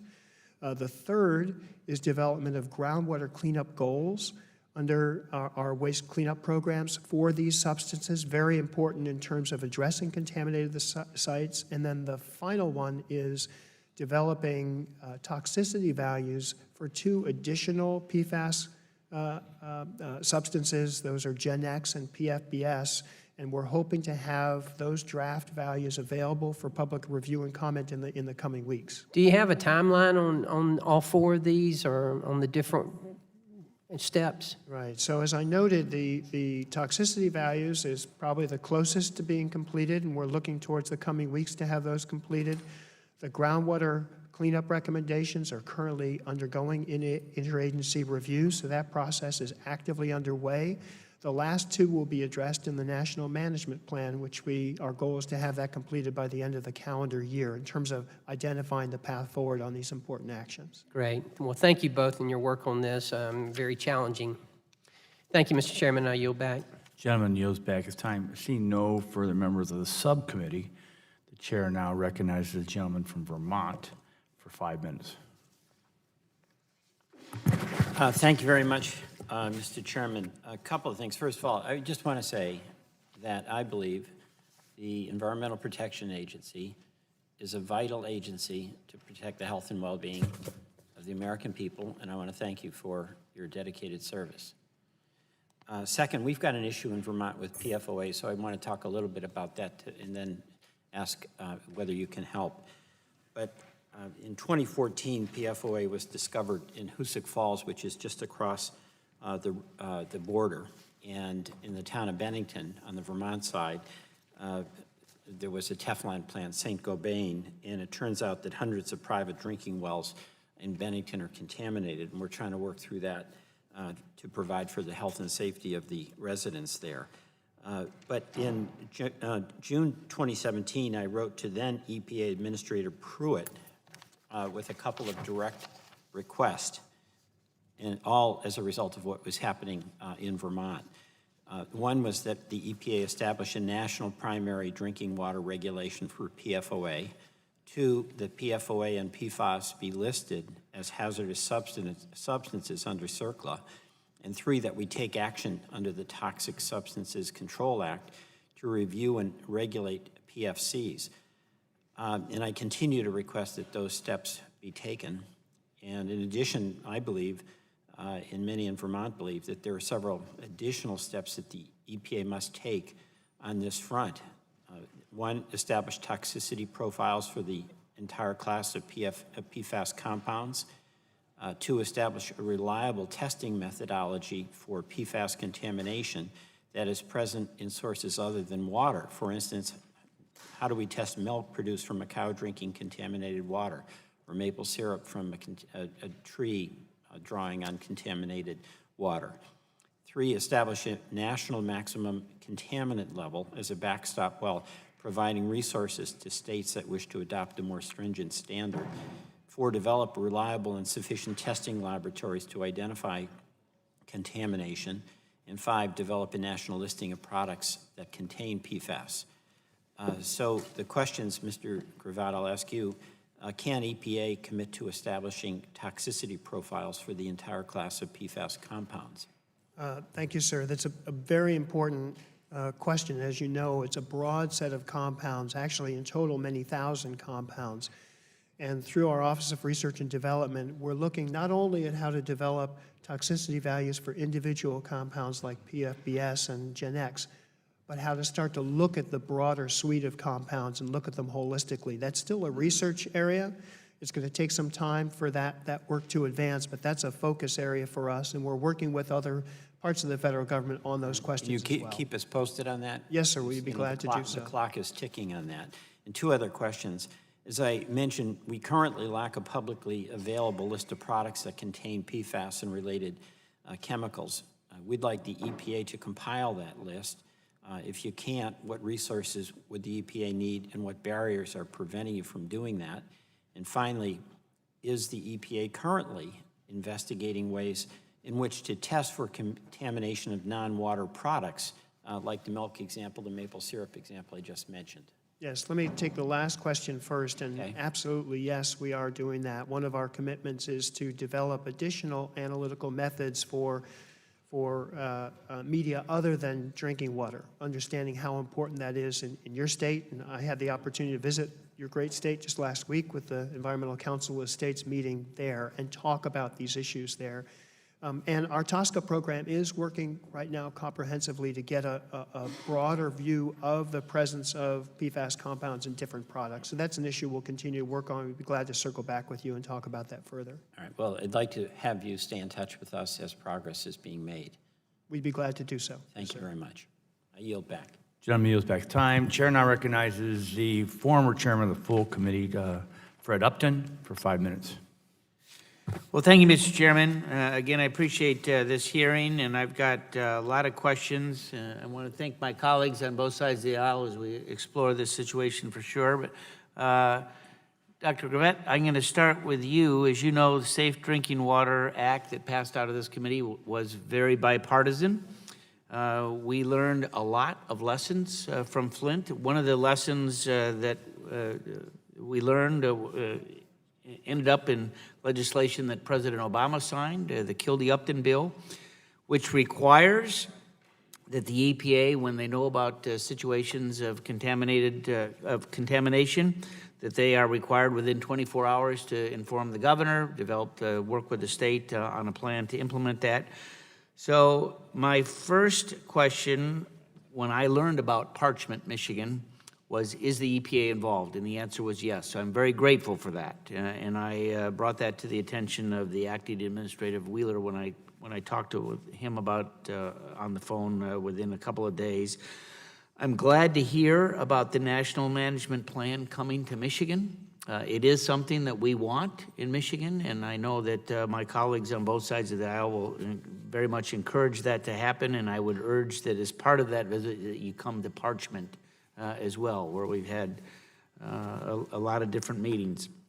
In mid-July, before we learned about Parchment, I would note that Congresswoman Dingell, Kildee, and myself and other members of the Michigan delegation urged the EPA to review the toxicology profile, and if in fact it needed to be adjusted below 70 parts per trillion, that they do so in an expedited process.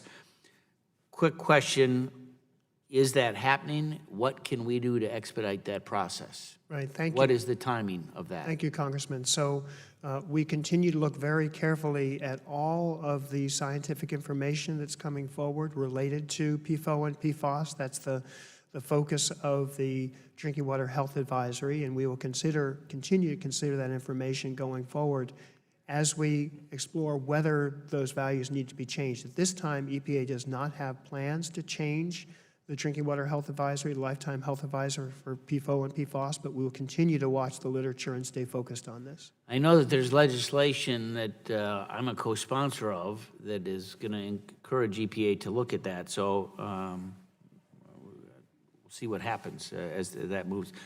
Ms. Sullivan, your role is very important here. Appreciate you being here.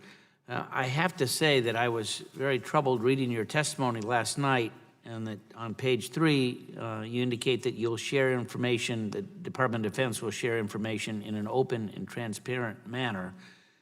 As you know, I wrote a letter back on August 1st relating to the National Guard base in Battle Creek. Testing data had been taken 3 months prior to that, so 4 months now, and MDEQ had Department of Environmental Quality in Michigan had independently found that there were perhaps as much as 21,000 parts per trillion at that site. In addition, our Governor Snyder sent a letter regarding Wordsmith and I think Selfridge as well, which I'll put into the record again prior to August 1st. There was a public meeting held on July 30th. Yesterday, last night, I received a draft report of which I'll put this page into the record. I would note that it's draft, but on page ES4, they tested 14 different sites at Battle Creek.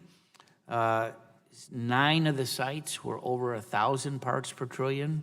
4 of the sites, one was 3,800 parts per trillion, 4,300 parts per trillion, 25,000 parts per trillion, and 53,000 parts per trillion. So I would say as a non-engineer, I think Mr. McKinley would acknowledge that there's little doubt that it came from that site. So the questions are, where is it moving? There are rivers that are close by. I don't think that there's been a real identification of private wells that are close by. But what is the impact on those? What is the impact on the community itself? But how is that full and transparent when it's now 4 months after the testing? As we saw in Parchment, it was 4 days after the testing that we made it public. Sir, thank you for the question. I'm not familiar with the specifics in Battle Creek. I actually lived there for a period of time, so I'm familiar with the area.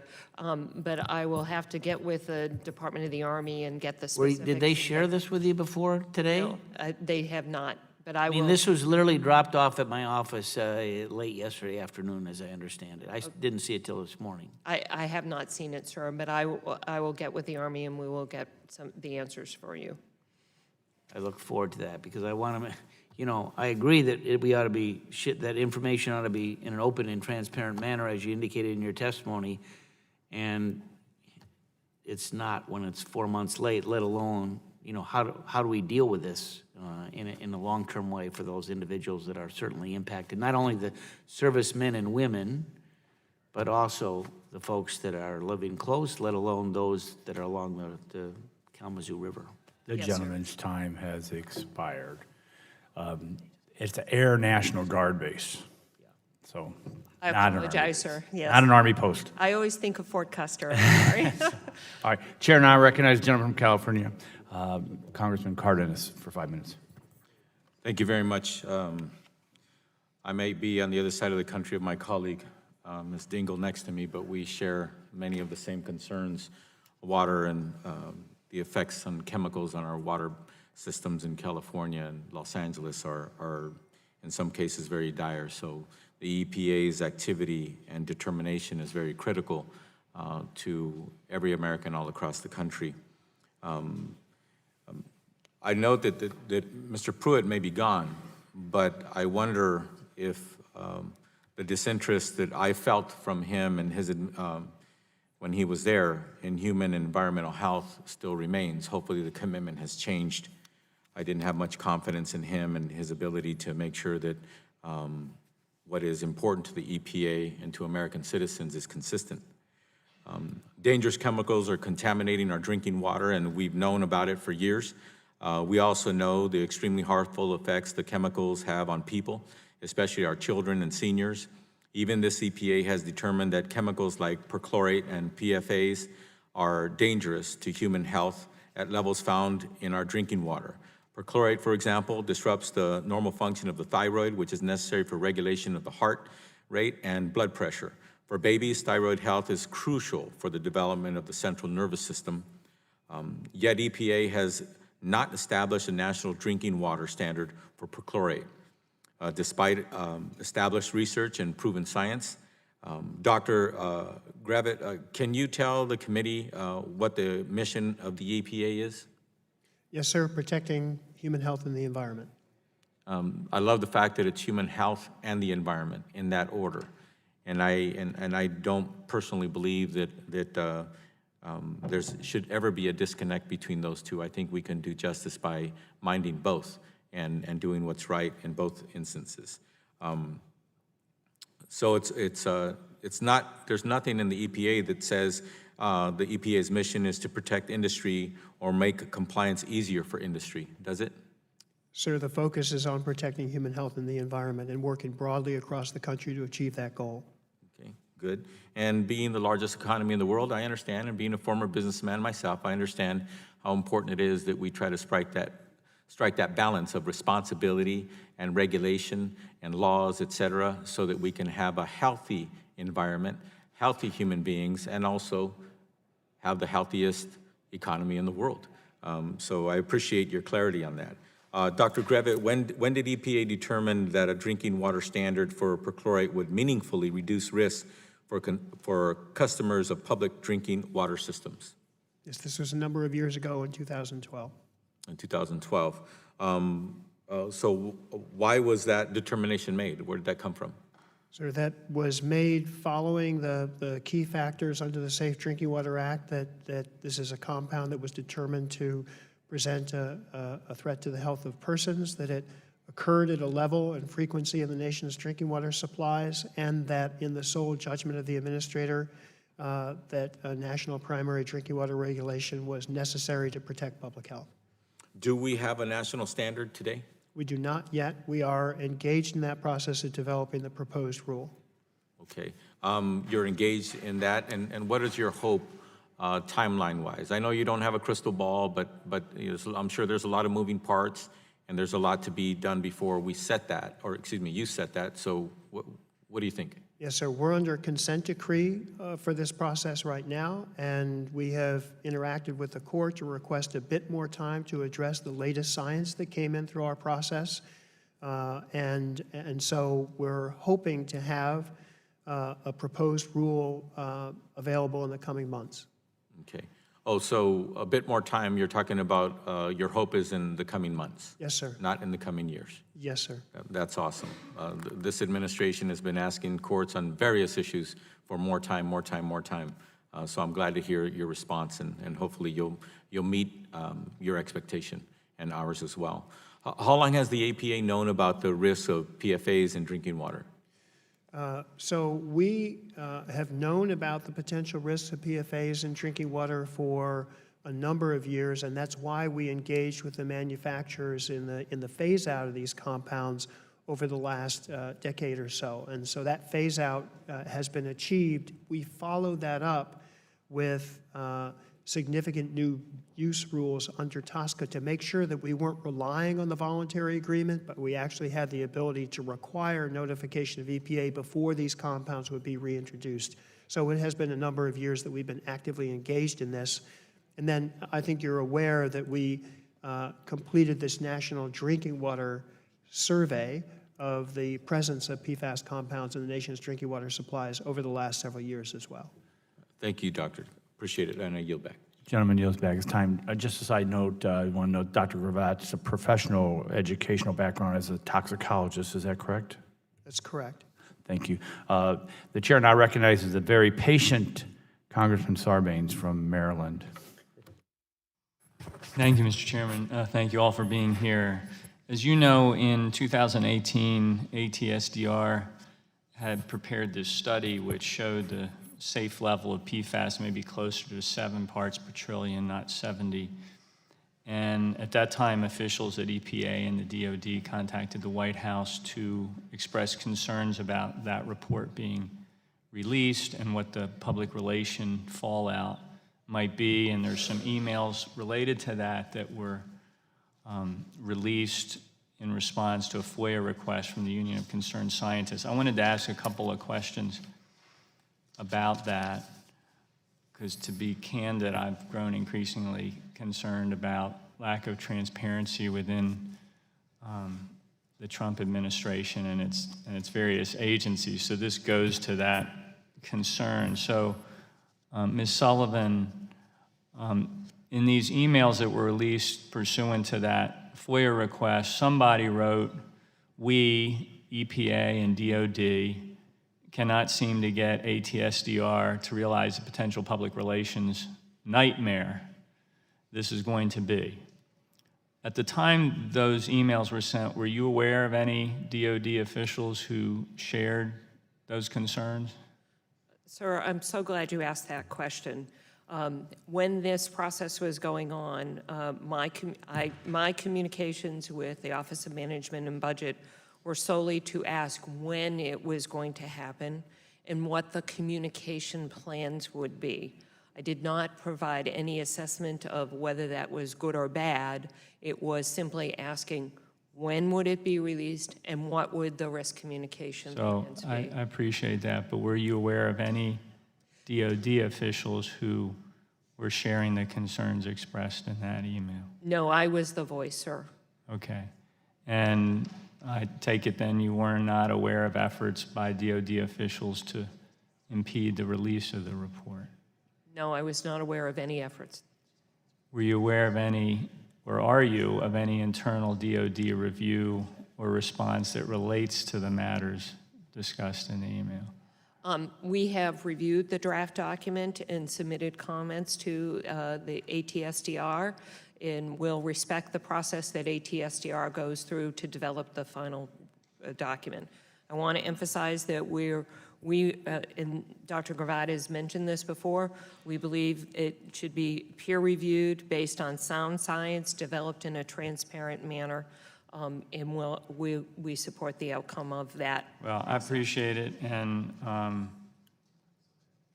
I just worry that concerns about public relations can lean on the scale in a way that could undermine the scientific conclusions and judgments and assessments that are being made.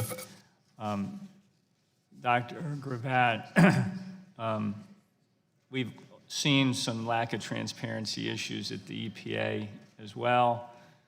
Under the previous administrator, Scott Pruitt, there were secret calendars, hiding meetings with industry leaders. There was an undermining of career employees and scientific advisors. I know you're a career employee. I wonder if you've experienced any pressure from political folks at EPA or other administration officials to make decisions on a basis other than a scientific basis. I personally have not. And are you or were you aware of the emails I just referenced at the time that they occurred? At the time, I wasn't aware of the specific emails, but I was aware, as Ms. Sullivan indicated, of the strong interest in making sure that we had a coordinated communications effort across the federal government on these issues. And I guess that's the concern, because you could dress up what might be a reflex to stop the release of something or slow it down significantly, notwithstanding the scientific basis for getting it released. That could be dressed up as just wanting to kind of get all the ducks in a row and so forth. And that's a fine line. And I'm concerned, based on some of the exchange of those emails, that it may have tipped into a place where concern about PR, the public revelation of these new standards, might have taken over the scientific judgment that should have been in place. So I'll continue to bring some interest and attention to this, but I thank you for your testimony. I yield back. The gentleman yields back his time.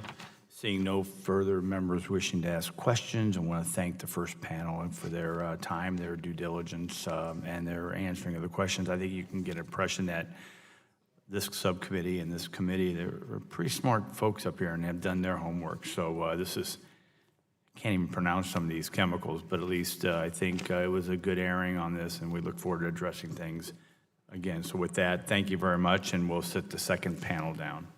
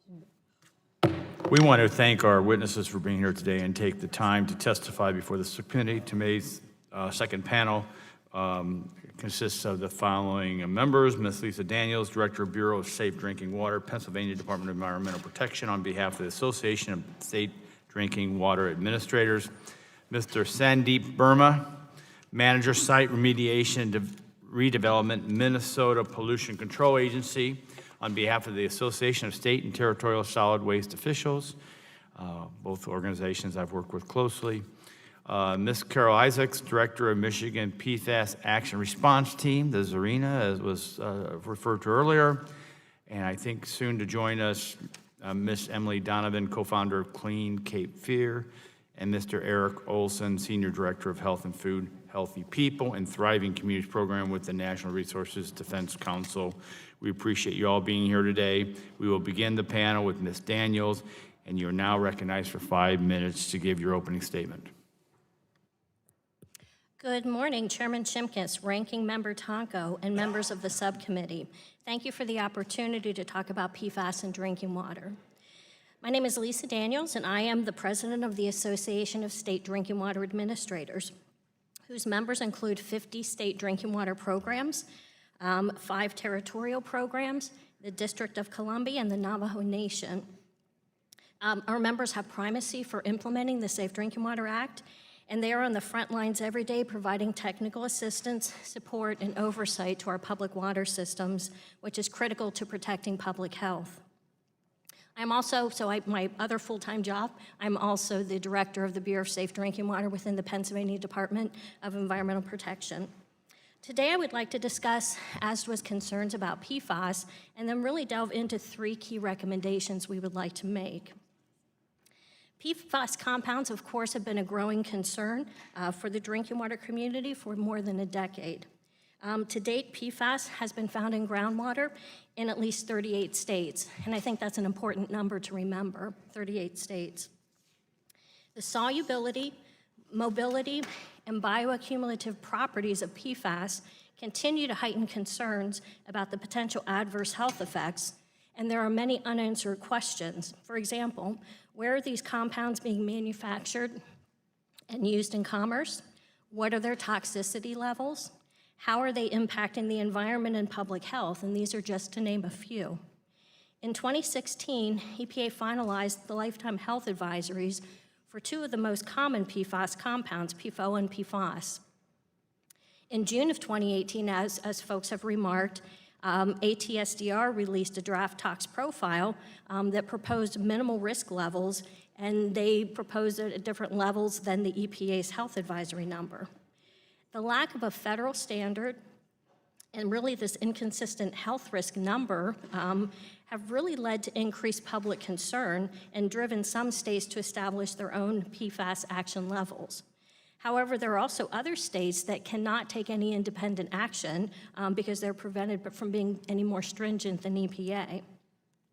With all of this together, it's really no wonder that the average American is left questioning whether their drinking water is safe. In my own state of Pennsylvania, our environmental cleanup program is conducting site investigations at about 11 sites across the state.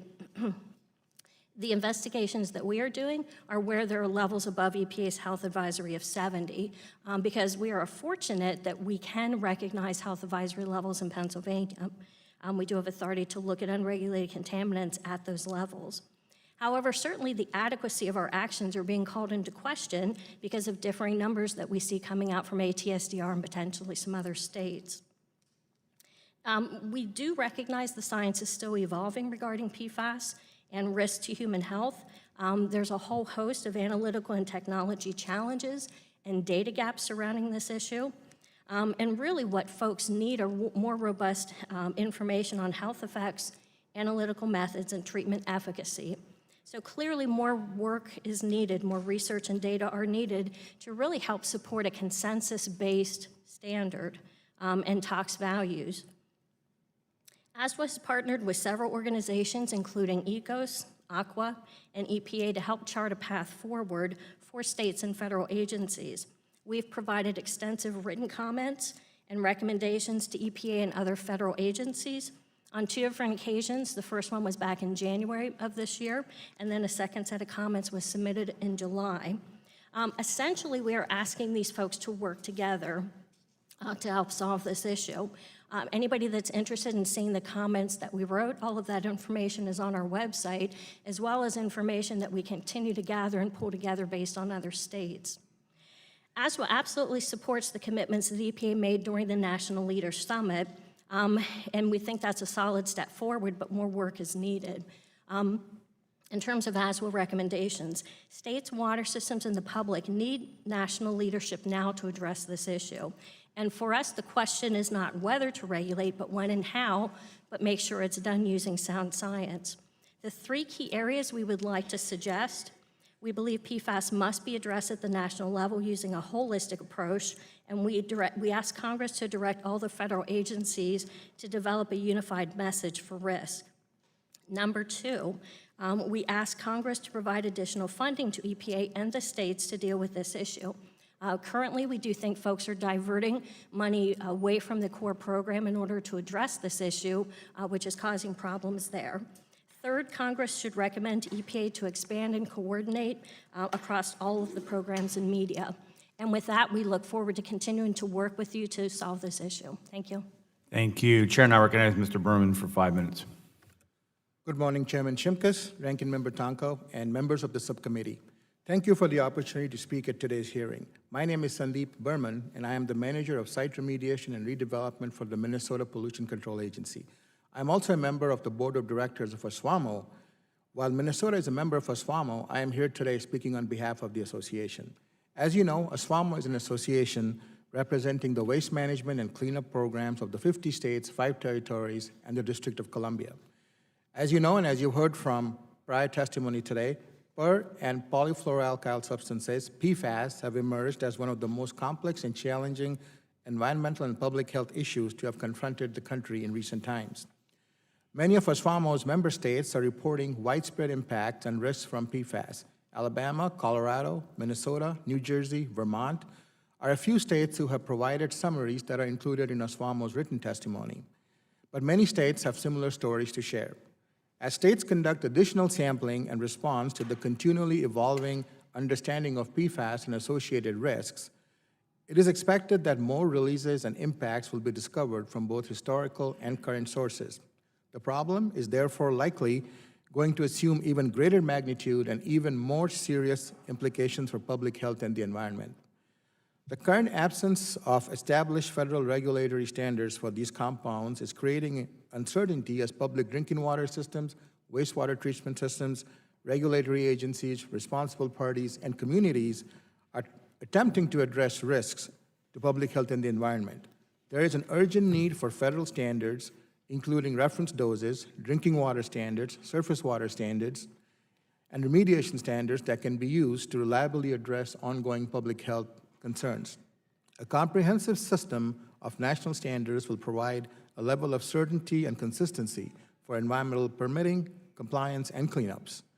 For instance, when it comes to drinking water, PFOS and PFOA are the only 2 chemicals from the PFAS family that currently have a federal guidance value. These were issued in 2016 by the EPA in the form of a non-enforceable lifetime health advisory of 70 parts per trillion. However, many states that are investigating PFAS impacts in drinking water cannot limit their efforts to just PFOS and PFOA.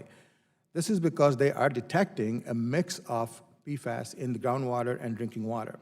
As a result, some states have had to develop their own standards and guidance for the various PFAS that are being detected in their drinking water and groundwater, while other states have adopted the EPA lifetime health advisories for PFOA and PFOS.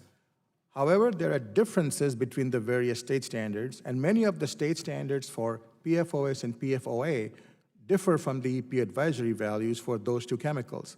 As you can imagine, this causes questions and confusion for the public as well as for regulated parties and regulators themselves.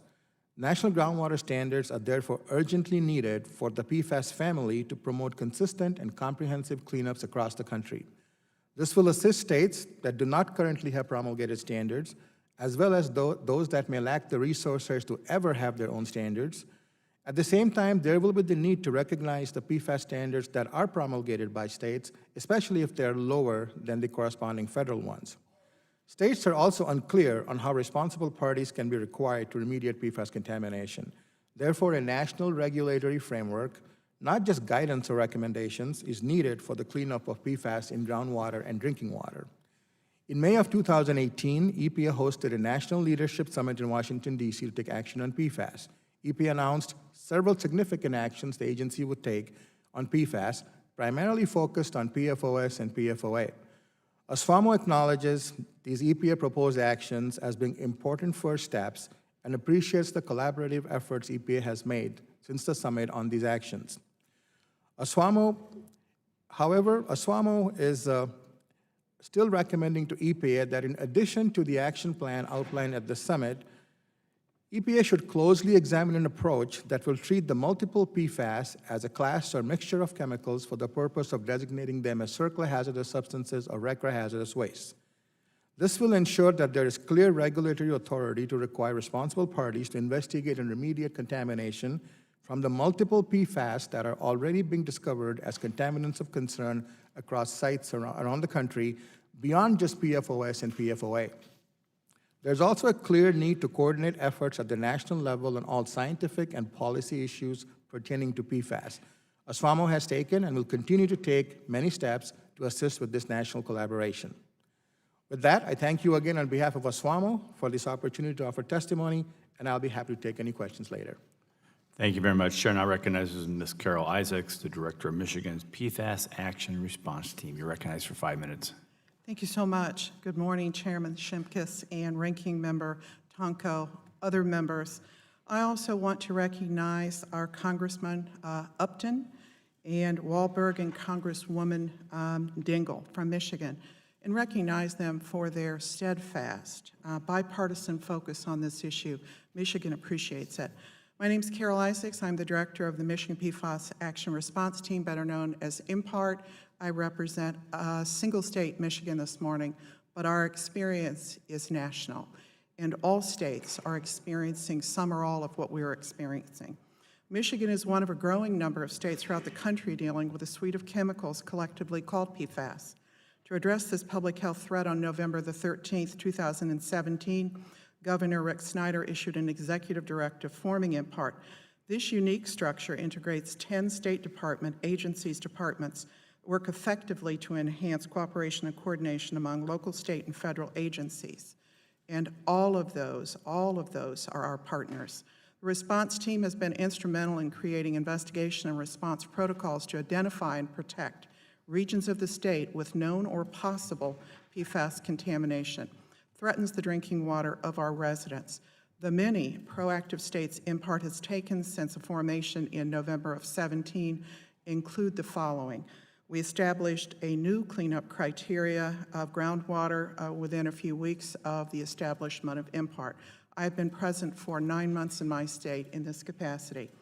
MPART has identified 35 PFAS states, which include public water supplies and military bases and industrial sites and landfills. We have done more than 6,000 tests and overseen the delivery of alternate water to more than 1,600 households and overseen the installation of much larger than 700, it is 1,200 filtration systems for homes. We have met with 200 wastewater treatment personnel in our landfill industry, working cooperatively with them on this issue. MPART has created an independent science board advisory panel to provide information to us, and we will expect results before the end of the year. We've engaged 70 external state and national groups on PFAS and continue to meet with our local residents and local communities. We will meet 2 to 3 times a month in some community from Michigan. Our legislature appropriated an additional $23 million at the end of 17 to allow us to do our proactive investigation on PFAS. We are characterized by searching for this contamination. Importantly, MPART has undertaken the most comprehensive state drinking water survey in the nation. It far exceeds the survey of large cities over 10,000. It includes all public water systems that serve more than 25 people. and that includes our mobile home parks. So it is really, really extensive. We will have that completed before the year is out. The wisdom of a comprehensive survey of drinking water is important because this survey has resulted in covering the drinking water for the vast majority of our residents.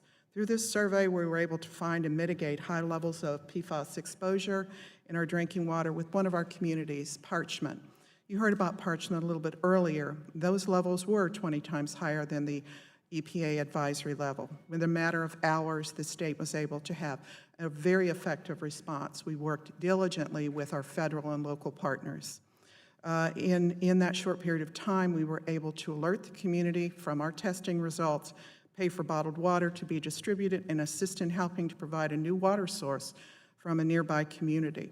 We want to focus on our proactive and aggressive approach from PFAS that resulted in preserving the public health of more than 3,000 of the people in this city. We also thank this community for their cooperation and willingness to respond to this situation in such a unified manner. It was really a very wonderful effort and worked very well. We continue in this community to test their private wells now that we are aware that they have some contamination. I'm going to close by indicating why this is a national issue. You heard we look to EPA for guidance for all the reasons you've already heard. We need that guidance because DOD follows that. We also need a uniform understanding of the relationship of these chemicals when it comes to healthcare and cleanup standards. We need a cooperation between ATSDR and EPA. And we need to look to the FAA to work with us because they work with the DOD. When we have regulation from these entities, then the state matches the military and the airports, and we are all doing the same thing, the most effective thing. In closing, USDA is needed for our food chain analysis, and we're going to say that clean water is essential to all Americans, and we appreciate everything that Congress is doing for us at this point, and we wish to have you consider in your budget priorities the funding necessary to do this. This is a national issue. The states can't do it all. We need our federal partners. We need our Congress. We need you to help us put this all together so that we can rapidly address this for the public health of the people in Michigan and across the country. Thank you very much. Gentlelady's time has expired. Chair now recognizes Ms. Emily Donovan, co-founder of Clean Cape Fear. You recognize for 5 minutes. Thank you, Mr. Chairman and members of the subcommittee for elevating the issue of PFAS water contamination to the highest level possible. My name is Emily Donovan, and I wear multiple hats. I'm a youth director at a Presbyterian church on Wrightsville Beach. I'm a wife and a mother raising 9-year-old twins, and I'm also co-founder of Clean Cape Fear. We are a water advocacy group that formed after learning DuPont Chemours was dumping large quantities of highly toxic PFAS into our primary source of drinking water, the Cape Fear River. Today, I'd like to speak to you as a mother who's spent the last 15 months getting a crash course in biochemistry. Imagine waking up to headlines that the same company who spent a historic $670 million to settle over 3,500 lawsuits in another state for poisoning their drinking water was doing the exact same thing to yours. That's exactly what DuPont spinoff Chemours did with GenX, their C8 replacement for making Teflon. And GenX was only 12% of the total PFAS found in our finished tap water. I'm largely here today because of a handful of dedicated scientists from North Carolina who stumbled upon something in the Cape Fear River at alarmingly high quantities and decided to investigate it. Due to their tireless research, we now know at least 25 different PFAS have been discovered in our finished tap water and in private wells around DuPont Chemours' facility in Fayetteville. We learned early on through court documents that DuPont Chemours has mastered the art of deception, and I believe this chronic polluter has no problem exposing millions of citizens to these toxic chemicals. It has been a year since we learned about GenX, and we still know nothing about the majority of the chemicals in our finished water. Not a single health official, scientist, or policymaker can tell me if the 16 mystery PFAS I found in the tap water at my children's public school are safe to drink. There are no recommended dose levels. There are no toxic mixture studies to guide me on how these chemicals interact with each other or could potentially harm my children as they grow up. It sickens me to think that I may have harmed my children by simply raising them to drink the tap water. I will forever wonder if that choice will one day cause them major medical harm. I now send my children to school with water bottles filled with reverse osmosis water because it seems to be the only reliable filtration method to remove these toxins, and RO filters are incredibly expensive. I pray daily it is enough to keep them hydrated the whole day. I worry constantly about the children drinking from the school tap water because their parents are either unaware or can't afford to access properly filtered water. It's not just parents who are worried about their children. We as adults are also worried about our own health. These toxic chemicals do not act equally in our bodies. Some people may never develop serious health problems while others aren't so lucky. Our state's leading PFAS toxicological researcher publicly stated the true impacts of Gen X may take years to become known because cancer takes its time to reveal itself in humans. I am here to testify that Wilmington and Fayetteville area residents are already showing signs of obscure and rare cancers, immune disorders, and diseases in populations far too young to pass off as normal. How many of your friends are battling cancer? I'm 41, and my friend Sarah is battling stage 3 colon cancer. My friend Tom has terminal brain and bone cancer. My friend Kara, an Operation Iraqi Freedom veteran, has stage 3 breast cancer and had her gallbladder stop working. My friend Margaret has a rare bone cancer, and my friend Robert has leukemia and bladder cancer. And my own husband had a benign brain tumor and almost lost his eyesight. I'm frightened. We already know testicular cancer is on the rise in our region. We know thyroid cancers are nearly double the state and national averages in Brunswick, Pender, and New Hanover counties. We need you to act swiftly now. We want a nationwide PFAS human exposure study that includes all known PFAS, not just the already well-documented Pfoa and PFOS. We need to move beyond Gen X, Pfoa, PFOS, and PFBS and regulate all PFAS as a class of highly toxic chemicals because I know, and you know, that you don't have time or money to individually regulate the estimated 10,000 PFAS in our water today, or in use today. We need to get these nasty toxins out of our drinking water now so no one else suffers the way we are in North Carolina. Look to the Madrid statement for guidance that debunks the long chain myth. Require all chemical makers provide standards for all PFAS produced, including byproducts. Make the EPA begin rodent toxicology studies on all these chemicals. Mandate that public utilities nationwide conduct mandatory comprehensive PFAS testing with the method detection limit set at 1, because the American people deserve to know every drop of these nasty chemicals that are in their drinking water. Congress should deny all federal contracts, including defense contracts, to chronic PFAS polluters like DuPont and Chemours. If they can't play by the rules, they don't deserve a single federal taxpayer dollar. Set parameters for an adequate period of time and require these chronic polluters pay for remediation and cleanup. And we demand the maximum contaminant level for all PFAS be set to 1 part per trillion in light of the recent CDC study citing again the Madrid statement. Thank you so much for your time. It has been an honor to testify before your committee. Thank you very much. We're happy to have you. Last is Mr. Eric Olson, Senior Director, Health and Food, Healthy People and Thriving Communities Program from the National Resources Defense Council. You're recognized for 5 minutes.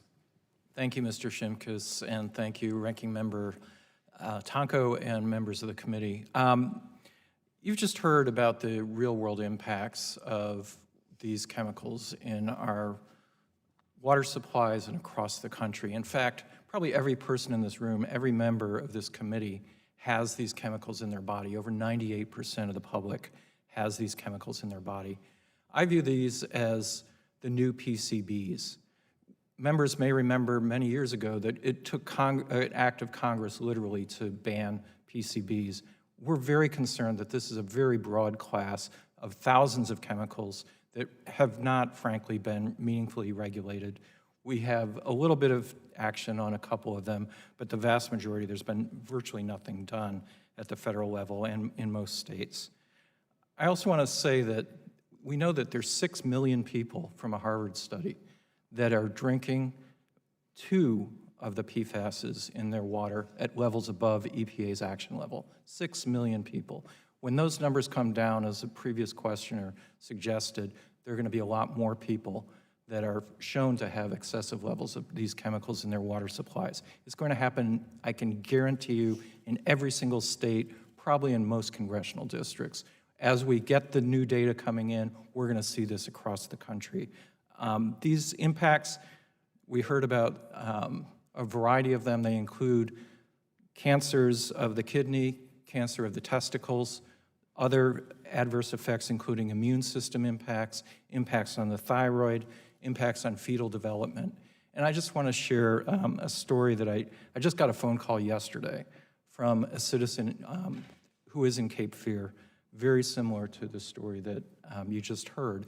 And she had actually lost her baby.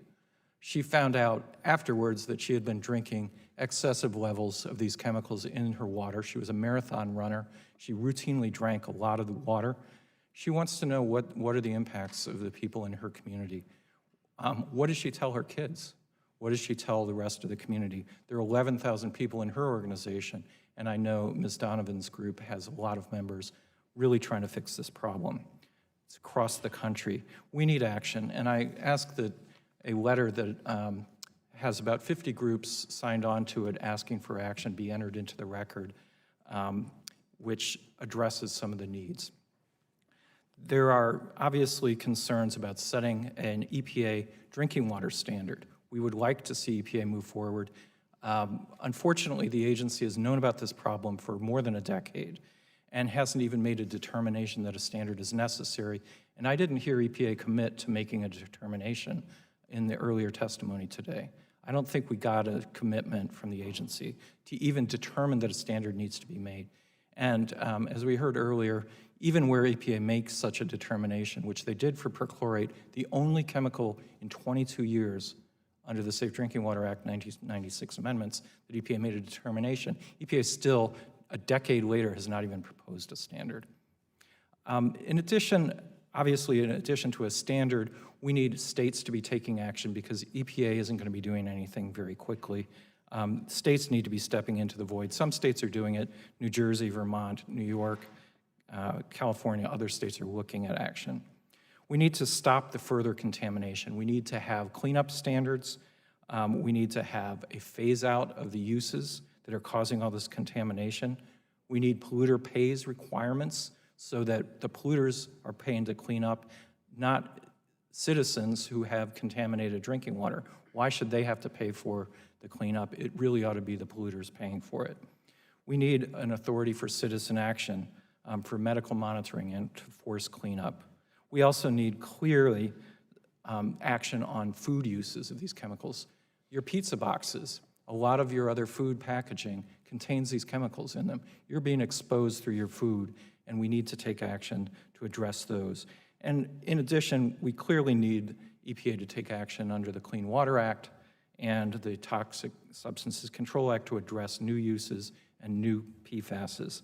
And finally, we certainly need action under the Safe Drinking Water Act to ensure that we have more funding through the State Revolving Fund and through a cleanup fund to start cleaning these problems up before they just cause a nationwide disaster from the public health perspective. Thank you very much.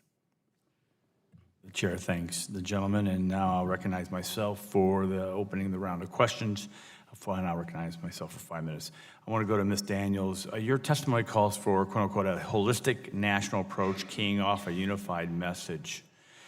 Why don't you think that the federal government is doing that right now? And are there technical barriers to it being done that way?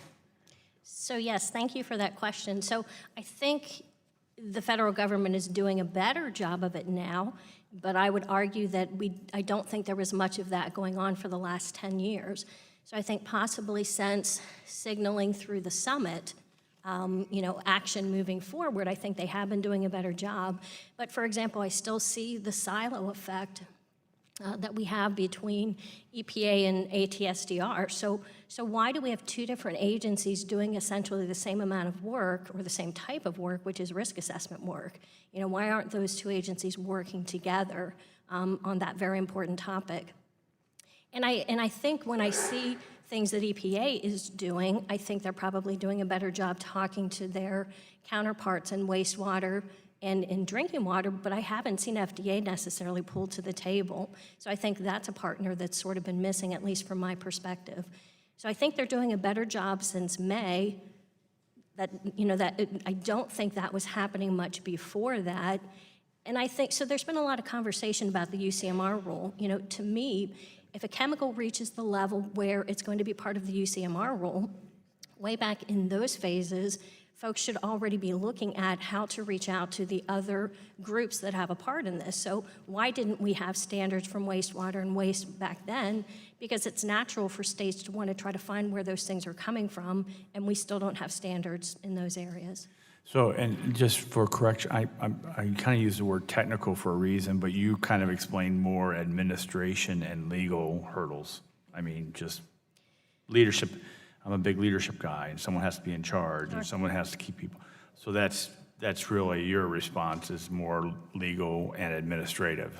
Well, there are some technical challenges too. So in drinking water, we can take action with an MCL, we can take action with a HAL in Pennsylvania. Our wastewater folks are having a challenge addressing PFAS and discharges because some of them can recognize a HAL, but others need an MCL or a water quality standard in order to take action. And in our waste program, we have the luxury that they can recognize a HAL as well, but not all states can do that. So there are different trigger levels for these different agencies in terms of when they have authority to take an action, and that's where we have some inconsistency. Let me go to Mr. Berman. What technical or economic barriers that states face with respect to responding to PFAS contamination? Thank you, Mr. Chairman. For the states, from the cleanup perspective, the biggest challenge really is the uncertainty about which of these compounds do you really go after. They do not occur as just PFOS and PFOA in isolation. There's a mixture, and states are rapidly finding more and more of these. So the question is, in the absence of established and formal health standards, which ones should the states focus on? How do you sample for them, and how do you clean them up? So there's a lot of uncertainty about the nature and occurrence standards and just the basic fundamental nuts and bolts of how do you sample for them, how do you detect them, and what technologies can really get them out of water and soil. So what are states and territories doing to address the uncertainties that you just mentioned? Thank you, Mr. Chair, for that question. And as in my previous testimony, what is happening is states are driven by what they're finding, and they are evolving their own risk assessments, and they are coming up with, in some cases, promulgated standards, in some cases, values for additional PFAS. So a lot of states now, I shouldn't say a lot, but a handful of states have another 6 to 8 PFAS that commonly have standards now, and states are finding another dozen or 2 dozen commonly in soil and water. So that's been the biggest, the ability to detect these contaminants and to find them has outstripped our ability to actually offer health advice to people. So that is the biggest conundrum that states have, that they've sort of created for themselves by the drivers that they have to go out and find these because we know they occur. States are also trying to do the best they can with remediation technologies. It's a lot of, frankly, old school technologies that are coming back. It's your basic excavation and putting them in landfill, capping them, incinerating them. And for groundwater, really activated carbon, old, solid, old and tried technology. These are all that's really available to the states, but there are efforts to try and find some more cost-effective methods that are happening at states, again, driven by the need that they have. Thank you much. I'm going to end there in lieu of time, but I was just a point that I was going to follow up with Ms. Isaac is that I'm wondering with the czar aspect, czarina aspect, do you have, I'm not going to give you time to answer because of my limited time, but is that working better than, because you've got all the agencies of Michigan together and you're like, I can tell, the marching in a certain direction. So we'll talk later, or we'll add that to a question for the record. I'll now yield 5 minutes to the ranking member, Ms. Tonko, for 5 minutes. Thank you, Mr. Chair, and thank you to our witnesses for what are very powerful testimonies that you shared. So Much appreciated. A lot of discussion with the previous panel about designating a hazardous substance with the PFOAs and PFOS. What, in your determination, and I'll address this to Ms. Daniels, Mr. Berman, and Ms. Isaacs because of your relationship with the respective states, what would the impact on states be if EPA were to determine PFOA or PFOS as a hazardous substance under Cercla? And I heard some of Mr. Berman's comments about that, but in a more direct way, what would states be enabled to do? Thank you, Mr. Tonko. For states, that would probably be the single biggest impact because it would bring the full weight and power and formality of Cercla to bear on this contaminant. We've heard Ms. Sullivan talk about DOD using the Cercla process. So we commend DOD in doing that, but it's essentially almost a voluntary process, and very few responsible parties are voluntarily going to choose to apply a Cercla-like process to this contaminant. So having Cercla formally being introduced to the playing field would take care of that. It would provide a consistent framework that has been perfected for almost 40 years. Now, having said that, this subcommittee has held hearings on modernizing Superfund, and that's always, there's always room for improvement. But the baseline that Cercla would provide would enormously contribute to stripping away a lot of the uncertainty, both in terms of the technical aspects and the policy aspects that currently states face. Mm-hmm. Anyone else want to add to that? Yes. Michigan, in full partnership with EPA, it would provide an additional tool that we could use together in looking at holding responsible parties responsible. We currently are working with the EPA on enforcement actions. If we had this new tool, it would be more effective, I think, and we might not need to go to court often if we have established processes that everyone knows about. Mr. Tonko, may I speak to that just briefly? Quickly, without having these chemicals listed under Superfund Cercla, there's a real problem that an obstreperous defendant will simply refuse to clean up. Mm-hmm. And just listing 2 of them may help at some sites, but as you just heard, there are actually dozens of these showing up. So there needs to be a broader designation that would cover a broader array of the PFASs. And Ms. Daniels, quickly, if you could just share a little more. Sure. So in Pennsylvania, we can use a health advisory for our cleanup folks to take action, but I think in other states, that determination would be very helpful. The only other thing I wanted to mention is we don't always find a responsible party for all of these sites. We have 2 right now working in Pennsylvania that we have no idea where it's coming from, and so right now the cost of that cleanup is certainly being borne by the state. So just keep that in mind. Thank you. And Ms. Donovan, if I could go to you. I know we spent a lot of time focusing on PFOA and PFOS. Those are the contaminants I'm most familiar with in my home state of New York. But we know that there are thousands of similar and toxic variants like Gen X. How important is it for EPA to evaluate and provide meaningful risk information and take regulatory action on PFAS more broadly? Well, yeah, I think North Carolina is the perfect example where there's nothing. There is still no information. There's no risk assessment for Gen X. And Gen X, again, was just 12% of the total PFAS that were detected. Right now, North Carolina is looking at, I believe DEQ said 25 different PFAS. These chemicals are also byproducts as well. And I think that's important to understand. When we don't have any information, we don't know how to assess them and address them, so they don't get talked about. And I think that's been a big letdown to the community and to the American people, is that we know they're there, the scientists can see them, but the scientists don't have test standards for them, so the scientists can't come back to public officials and tell them accurately, this is how much is in the water. And then EPA, with test standards, could begin rodent toxicology studies and give us those risk assessments on the PFAS that we are looking for. So I think it's really important for us to consider requesting that the EPA begin doing rodent studies on all of the PFAS, but they can't do it until they get test standards. And those test standards come from the manufacturers because they know exactly what they're making. They know what chemical byproducts are coming out too. So if we had all of that information and could start the process there, that would have really helped North Carolina move along a lot further than we are right now, because we've wasted a lot of time. Thank you. With that, I yield back. I've exhausted my time. So. Thank the gentleman. At this time, Chair will recognize himself for 5 minutes for a question. I'd like to first, again, thank Ms. Donovan for being here. Very compelling testimony. Appreciate you sharing your personal story and the story of our neighbors. And Ms. Isaacs, was encouraged reading your testimony and hearing from you today. I think one of the underscores I'd like to make is the bipartisanship that we've seen in Michigan, that I believe we've seen in North Carolina, that I think is very important here. This is not a Republican or Democrat issue. It needs to be bipartisan. We need a bipartisan approach, and that's something that in North Carolina we certainly tried to do.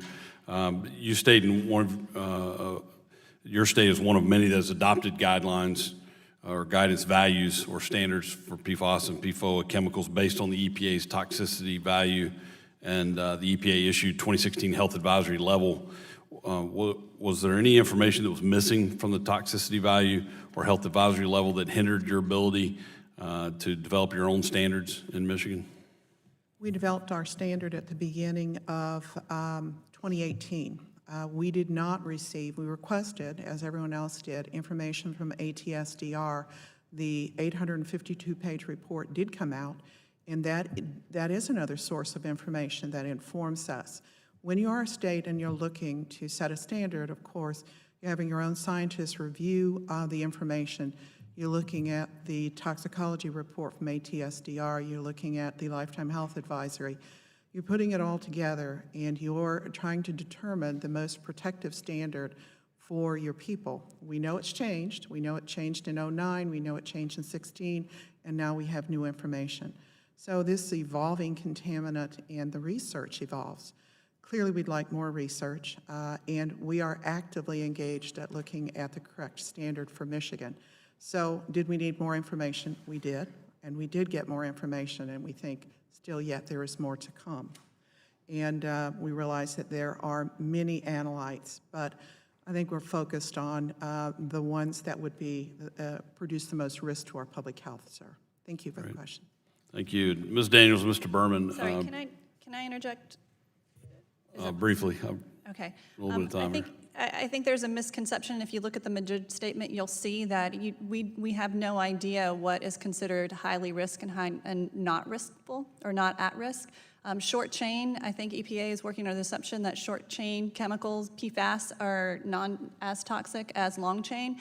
However, you have to use more short chain. So we have no idea at higher levels, higher quantities. They're still acting the same way in the body. It just takes more of them, and we're finding more of them in our water in North Carolina. So I don't think we can decide to catalog that a couple are more toxic than others. We simply don't know. There is zero scientific information to prove that some are less toxic than others at the moment. Thank you. Okay, appreciate that. Ms. Daniels, Mr. Berman, you were both responsible for cleanup and remediation of these chemicals, and appreciate your testimony. Based on your experiences, once the toxicity value is released, does that give states enough information to develop a cleanup plan? So I can tell you in Pennsylvania, we need a health advisory level. So we need that number, and we need EPA to establish that number for us to be able to take action. A tox value doesn't give us what we need from our legal authority. Mr. Berman. Mr. Chair, what I can tell you is from the perspective of the states, it varies. Some states have robust public health agencies who can take that tox value and come up with the state number for it. But then the problem, even for those states, is in the absence of that being a federal number, can they really apply it? A lot of states simply do not have the resources to take the EPA baseline information and create their own value, so they're reliant entirely on a federal value. Gotcha. I appreciate that. Ms. Daniels, during the first panel today, Dr. Gravatt from EPA mentioned that states could use their SRFs if they choose to address PFAS contamination. Do you know how many states already do this? So thank you for the question. Absolutely, states can use it, but there's tremendous, I guess, work that needs to be done in lots of different areas. So you're also competing with projects for lead, projects for aging infrastructure. I think folks will be moving forward with new treatment for HAVs. There's a whole list of things that money needs to address. So yes, PFAS is just one more of those things that could be used for projects. In Pennsylvania, we have one application in-house right now for somebody that wants to install treatment for PFAS. But you're not sure how many other states are actually? No, but we would be glad to do a survey and get back to you on that one. That would be great if you could report that back for the record. I think that'd be important for us to know. I really appreciate that. As my time has expired, I will now recognize the gentlelady from Michigan, Ms. Dingle, for 5 minutes for her question. Thank you, Mr. Chairman. I have a lot of questions, so I'm going to ask you to be concise. As we've discussed, Michigan has 35 sites that have already been identified. I know that you are really leading the effort with the state of Michigan. Is one of the states that's doing more than anybody does, but we need to be doing a lot more. I want, in your testimony, you state that Michigan supports establishing a national standard for PFAS. Can you state the benefits of setting that standard? And is there a specific standard that the state of Michigan would like to see set for PFAS chemicals? And do you think that where the national standard is now is where it should be? I think that I have seen the movement by EPA to change this. If we look in 2009, it was 400 and 200. We look in 2016, it came down to 70 parts per trillion combined for those two long-chain PFAS. And again, we see now ATSDR having a new focus on research that now brings children into this issue. And we are looking at the effect on children. Minimally, we need to take into consideration a standard that addresses children. So yes, we have asked EPA to set that standard, and more than that, we've asked them to work with ATSDR so that we can coordinate the health assessment along with EPA's enforceable cleanup standards for the states. Thank you. I want to go to the most recent parchment in Fred's district and Mr. Upton's district and the Huron Valley watershed. One of my concerns is that there have been 3 announcements now in the last 6 weeks about not eating fish, and it's gradually gone downriver to Lake Erie. But my understanding is that the first fish was actually caught in May of 2017, put in a freezer, and was not tested until very recently. And so it was some 16, 18 months later that the do not eat fish announcement was put out. Why did that happen? Do you have the resources you need? And how do we make sure that we're responding in a more timely way? Thank you so much for that question. Let me say that as we moved as rapidly as humanly possible to do and search out sites of contamination in Michigan, we started to look at doing surface water testing in our rivers. That to inform us if we have sites of contamination bleeding into the river. And when we look at fish testing, we added PFAS to our testing a few years ago. We've been testing fish since 1970. I actually called the lab director at the health department and asked him about the issue that you just asked me about. And he said, it is not unusual that we take fish and freeze them. And he also said, we have done more than 700 samples this year. They are moving incredibly rapidly. They have been given money from the legislature to expand their ability to test, and they are searching diligently for staff to be able to handle more testing of water, fish, deer. And as we have looked at these industrial pretreatment processes and our water treatment plants and our disposal plants that affect our waters, we use those areas of investigation to go back, make sure we tested the fish, make sure we know where the contamination is coming from. And I'll address Huron if you want.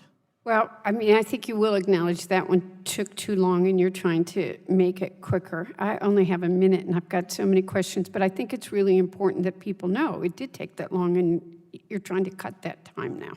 Yes, ma'am. Is Michigan testing for what we've been talking about today, the Gen X? We are not testing for Gen X. There's very little known. Why? We are using 2 testing methodologies, 537 and an analyte test. And that brings us to 24 different chemicals that we're searching for. You heard that we have a suite of about 3,000 plus, and those 2 water tests are the acknowledged tests, 537 requested and required by the EPA, and the additional tests that we run with more analytes, we run because we get more PFAS. I'm out of time. I yield back. No time. Thanks, gentlelady. At this point, I'll recognize the gentleman from Michigan, Mr. Wahlberg, for 5 minutes. Thank you, Mr. Chairman. And I'd like to start off by adding my welcome to Ms. Isaacs, who's the director of Michigan PFAS Action Response Team, and possibly, as our chairman had indicated, the czar setting that has taken more of a comprehensive look at what's going on. Certainly not with perfection, but moving that direction as much as possible. I'm glad that you're here to talk about the issues facing Michigan and the comprehensive response Michigan is putting forward. Mr. Chairman, I'd also like to take the opportunity to thank you and this committee for placing a priority on the issue by holding this hearing today. Safe drinking water should never be a worry for any person. And I'm glad this committee takes this issue seriously, has real live people here too that have had to address it in their family and communities also. Unfortunately, Michigan is no stranger to a water crisis. The current PFAS situation impacting Michiganders is one of the most, that most certainly should be taken very seriously and be handled with all hands-on-the-deck approach. I want you to know, Ms. Isaacs, that I will continue to work with you and the state of Michigan and my colleagues to tackle this issue in any way possible. Safe drinking water is critical, and the current PFAS issue facing Michigan ought to wake us up across the nation still further. Let me ask this question, Ms. Isaacs. Can you explain how the state of Michigan is addressing and approaching the current issue in Michigan, and specifically, what do you consider to be the most important features of the way our state is addressing this situation, including maybe talking about the so-called czar status approach? Yes, the structure of combining 10 state departments, you know this from your own federal level of government, that bringing those departments together is sometimes different, sometimes difficult, different cultures. When you bring them together under an umbrella, it's placed out of the governor's office, and you have this intense communication. It makes everything quicker. Everybody understands the issue. It's 10 state departments that talk multiple times a week is a structure that is so unique that we've been able to accomplish amazing things in 9 months. And what characterizes this as different isn't just the organizational structure put in place by Governor Snyder. That's unique and effective. But when we strategize to look at everything at once, if you're looking at landfills and you're looking at wastewater treatment plants and you're doing surface water testing and you're testing every single public water supply in addition to private wells, we have almost 1 million of those. You're so comprehensively reviewing your entire state, knowing what your situation is, mitigating against the public health risk, and then addressing the remediation of how we actually fix this. It's characterized by being a comprehensive, very quick, heavy lift of what's the situation in our state. Again, cannot be done without the support of our legislature and our Congress. I'm grateful for all the work that all of you have done. Almost a Marshall Plan approach, isn't it? Not reinventing the wheel, but all working toward the same outcome and hitting all the bases. Is it replicable in other states? It is. It is. And our governor wants us to do protocols, best practice, and he wants us to share that with the rest of the nation. And we would like to help any other state. We'll provide any information. And we're working with our sister states, and they're all doing good work. Have you had any issue in coordinating a response with the EPA? What might that be if there were? We engaged in this in full partnership with ATSDR and with EPA. We maintain that, we continue that, and we do appreciate that partnership because they're very much needed. Again, national issues, states can't do it alone, and they certainly can't control everything, so we need our federal partners. But they are coordinating with you well? Yes. How would you characterize your cooperation with affected communities? What can we learn? I assume you mean our cooperation and communication. Part of what makes this effort successful is the transparency and the intense communication. We will communicate with any community that is really being tested. We want them to understand what this means. We want to address their concerns because they have them and they're really legitimate. We will do 2 to 3 community meetings. They will range from 15 people. I think the largest one we've had is 1,200 people. We will stay and we will answer individual questions, and we will allow people to come to the microphone for as long as they want. We think that's absolutely essential. I want to say that Michigan has always wanted the EPA to come in, and we want them to hear what we've been hearing from our communities. We want them to hear the process of what the people think. So I'm not involved in that negotiation. I'm understanding it's logistical and that it is still certainly going forward. So Michigan's always wanted EPA to come in, and we look forward to that. Thank you. Gentleman's time's expired. At this point, we'll recognize the other gentleman from Michigan, Mr. Upton, for 5 minutes. Well, thank you, Mr. Chairman, and again, I appreciate all the witnesses here on the panel, as well as obviously the first panel. You know, I particularly want to thank my Michigan colleagues here, Debbie Dingell and Tim Wahlberg, Chairman Shimkus and Walden, for allowing this hearing to go forward. You can tell that there is quite a bit of interest to try and fix this problem, not only in Michigan, but around the country. And I guess, as I reflect back on the last 5 or 6 weeks, there was a term that our local sheriff used, Rick Fuller, that this is Team Kalamazoo. We got a problem, and we got to deal with it. And let's take all the barriers down, partisan barriers, governmental barriers, and let's work together. And as Governor Snyder said when he's been there on a couple of occasions, remember, this is a very small town, Parchment. This is a textbook example about how we ought to work together. And as I talked to many of the residents delivering the water as they came to not only the high school but the church, people appreciated that. I didn't see a single disgruntled person. They recognized that there was an issue. On the short term, we're going to roll up our sleeves and deal with it. And we've got a long-term problem as well that, again, I'm convinced that we're going to work on this as well. And, you know, frankly, that was a big lesson that we learned from Flint. There were, you know, finger could have been and was pointed at all units of government. And it was Dan Kildee, the congressman from there, myself, Debbie Dingell, Tim Wahlberg, and others, our senators, that worked together to change the standard that forced EPA to acknowledge that they've got to be involved from the get-go, from day one. And again, that was my first question when we learned about Parchment. Votes are starting here on the House floor. Question, I guess, that I have for you, Ms. Isaac, and again, thanks for your work. You've been there a good number of times over the last couple of weeks. We've chatted on the phone. We've met in my office. You helped as we talked about my letter that we sent back on August 1st.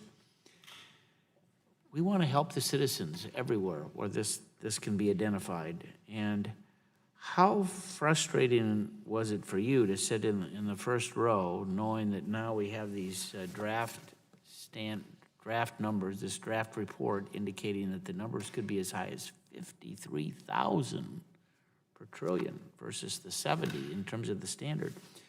What do we have to do? Where is Michigan on this standard at 70? Do you support EPA reviewing it to come down perhaps, using the evidence there?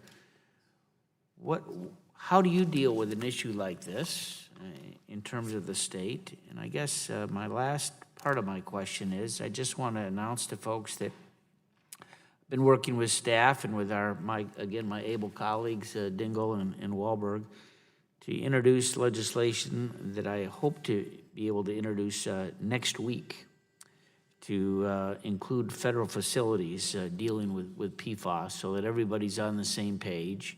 I've talked to the chairman, Mr. Walden. I would like to see this legislation move in this Congress to get to the president's desk. Again, I think we could see some strong bipartisan support to certainly move it out of this committee and to the floor and talk to the leadership. So look for that as a long-term issue. But back to my question before my time expires, How frustrating it is you to see these results that we frankly feared? We suspected when the numbers didn't come out right away, that we suspected that they may be way above the 70 parts per trillion. What is the state's response to this? Well, we would characterize our response to that as that we are very disappointed in the pace of the DOD and bases to respond to testing.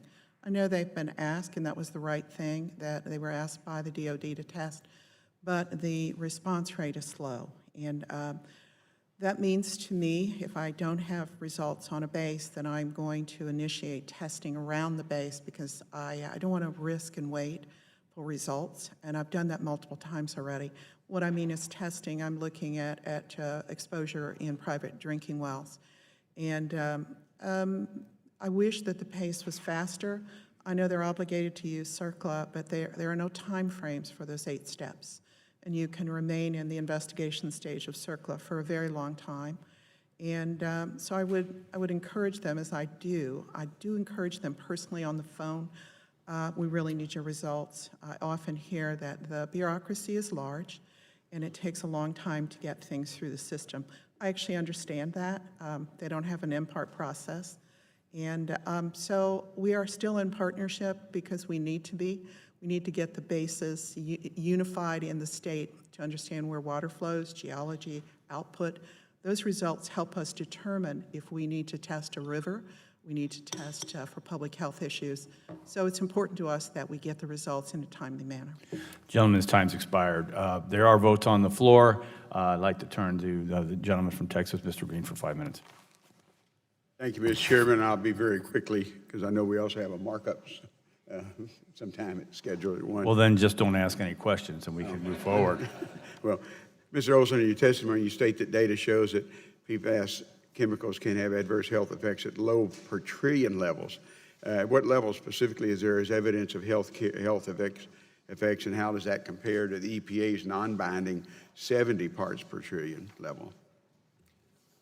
Briefly, I was relying primarily on the ATSDR report, which is part of the Centers for Disease Control and Prevention, which would suggest that levels down in the single-digit parts per trillion can have adverse effects. And I think the more we learn, the more we are finding that these effects occur at very vanishingly low levels.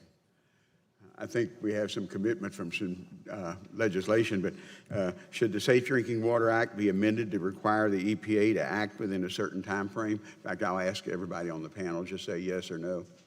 Yes, and we'd like to see the standard settings strengthened so that it can be done quickly rather than take 10 years. Yeah. Yes, I agree.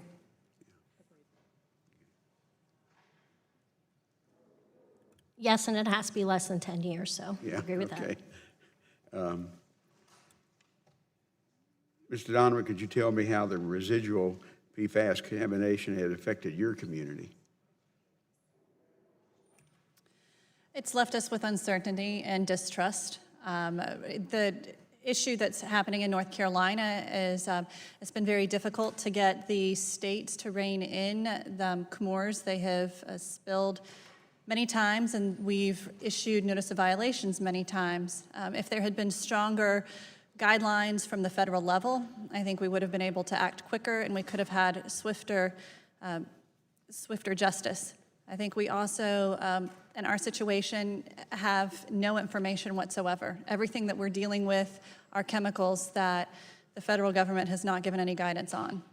So we're going it alone and we're figuring it out on our own, and it's been incredibly time-consuming in a state that is actually incredibly divided politically, which has also mired us in some of this issue. So I'm really grateful that you're taking the bipartisan approach, and I would love for our state legislatures to follow suit. Thank you. Well, I'm from Texas and I understand it. Mr. Chairman, I'll yield back my time. Gentleman yields back his time. Seeing no other members present, we'd like to thank our second panel. We know this is a challenging issue. We're trying to figure it out as much as many of us are. Before I conclude, I would like and ask unanimous consent to submit the following documents for the record: a letter from the National Groundwater Association, a letter from Culligan International Company, letter from several groups including Safer Chemicals, Healthy Families, letter from Perchlorate, letter from the Water Quality Association. I also have a letter from a guy named Fred Upton from Michigan, another letter from, well, by numerous members to the acting administrator of the EPA, Mr. Wheeler, from Kildee, Boyle, Dingle, Lawrence, Upton, Bergman, and Fitzpatrick. A letter from the State of Michigan Executive Office to the acting administrator of the EPA, from the governor of Michigan, and finally also from the governor of Michigan to the, it looks like the Secretary of Defense, from the governor of Michigan, without objection. So ordered. The hearing is now adjourned.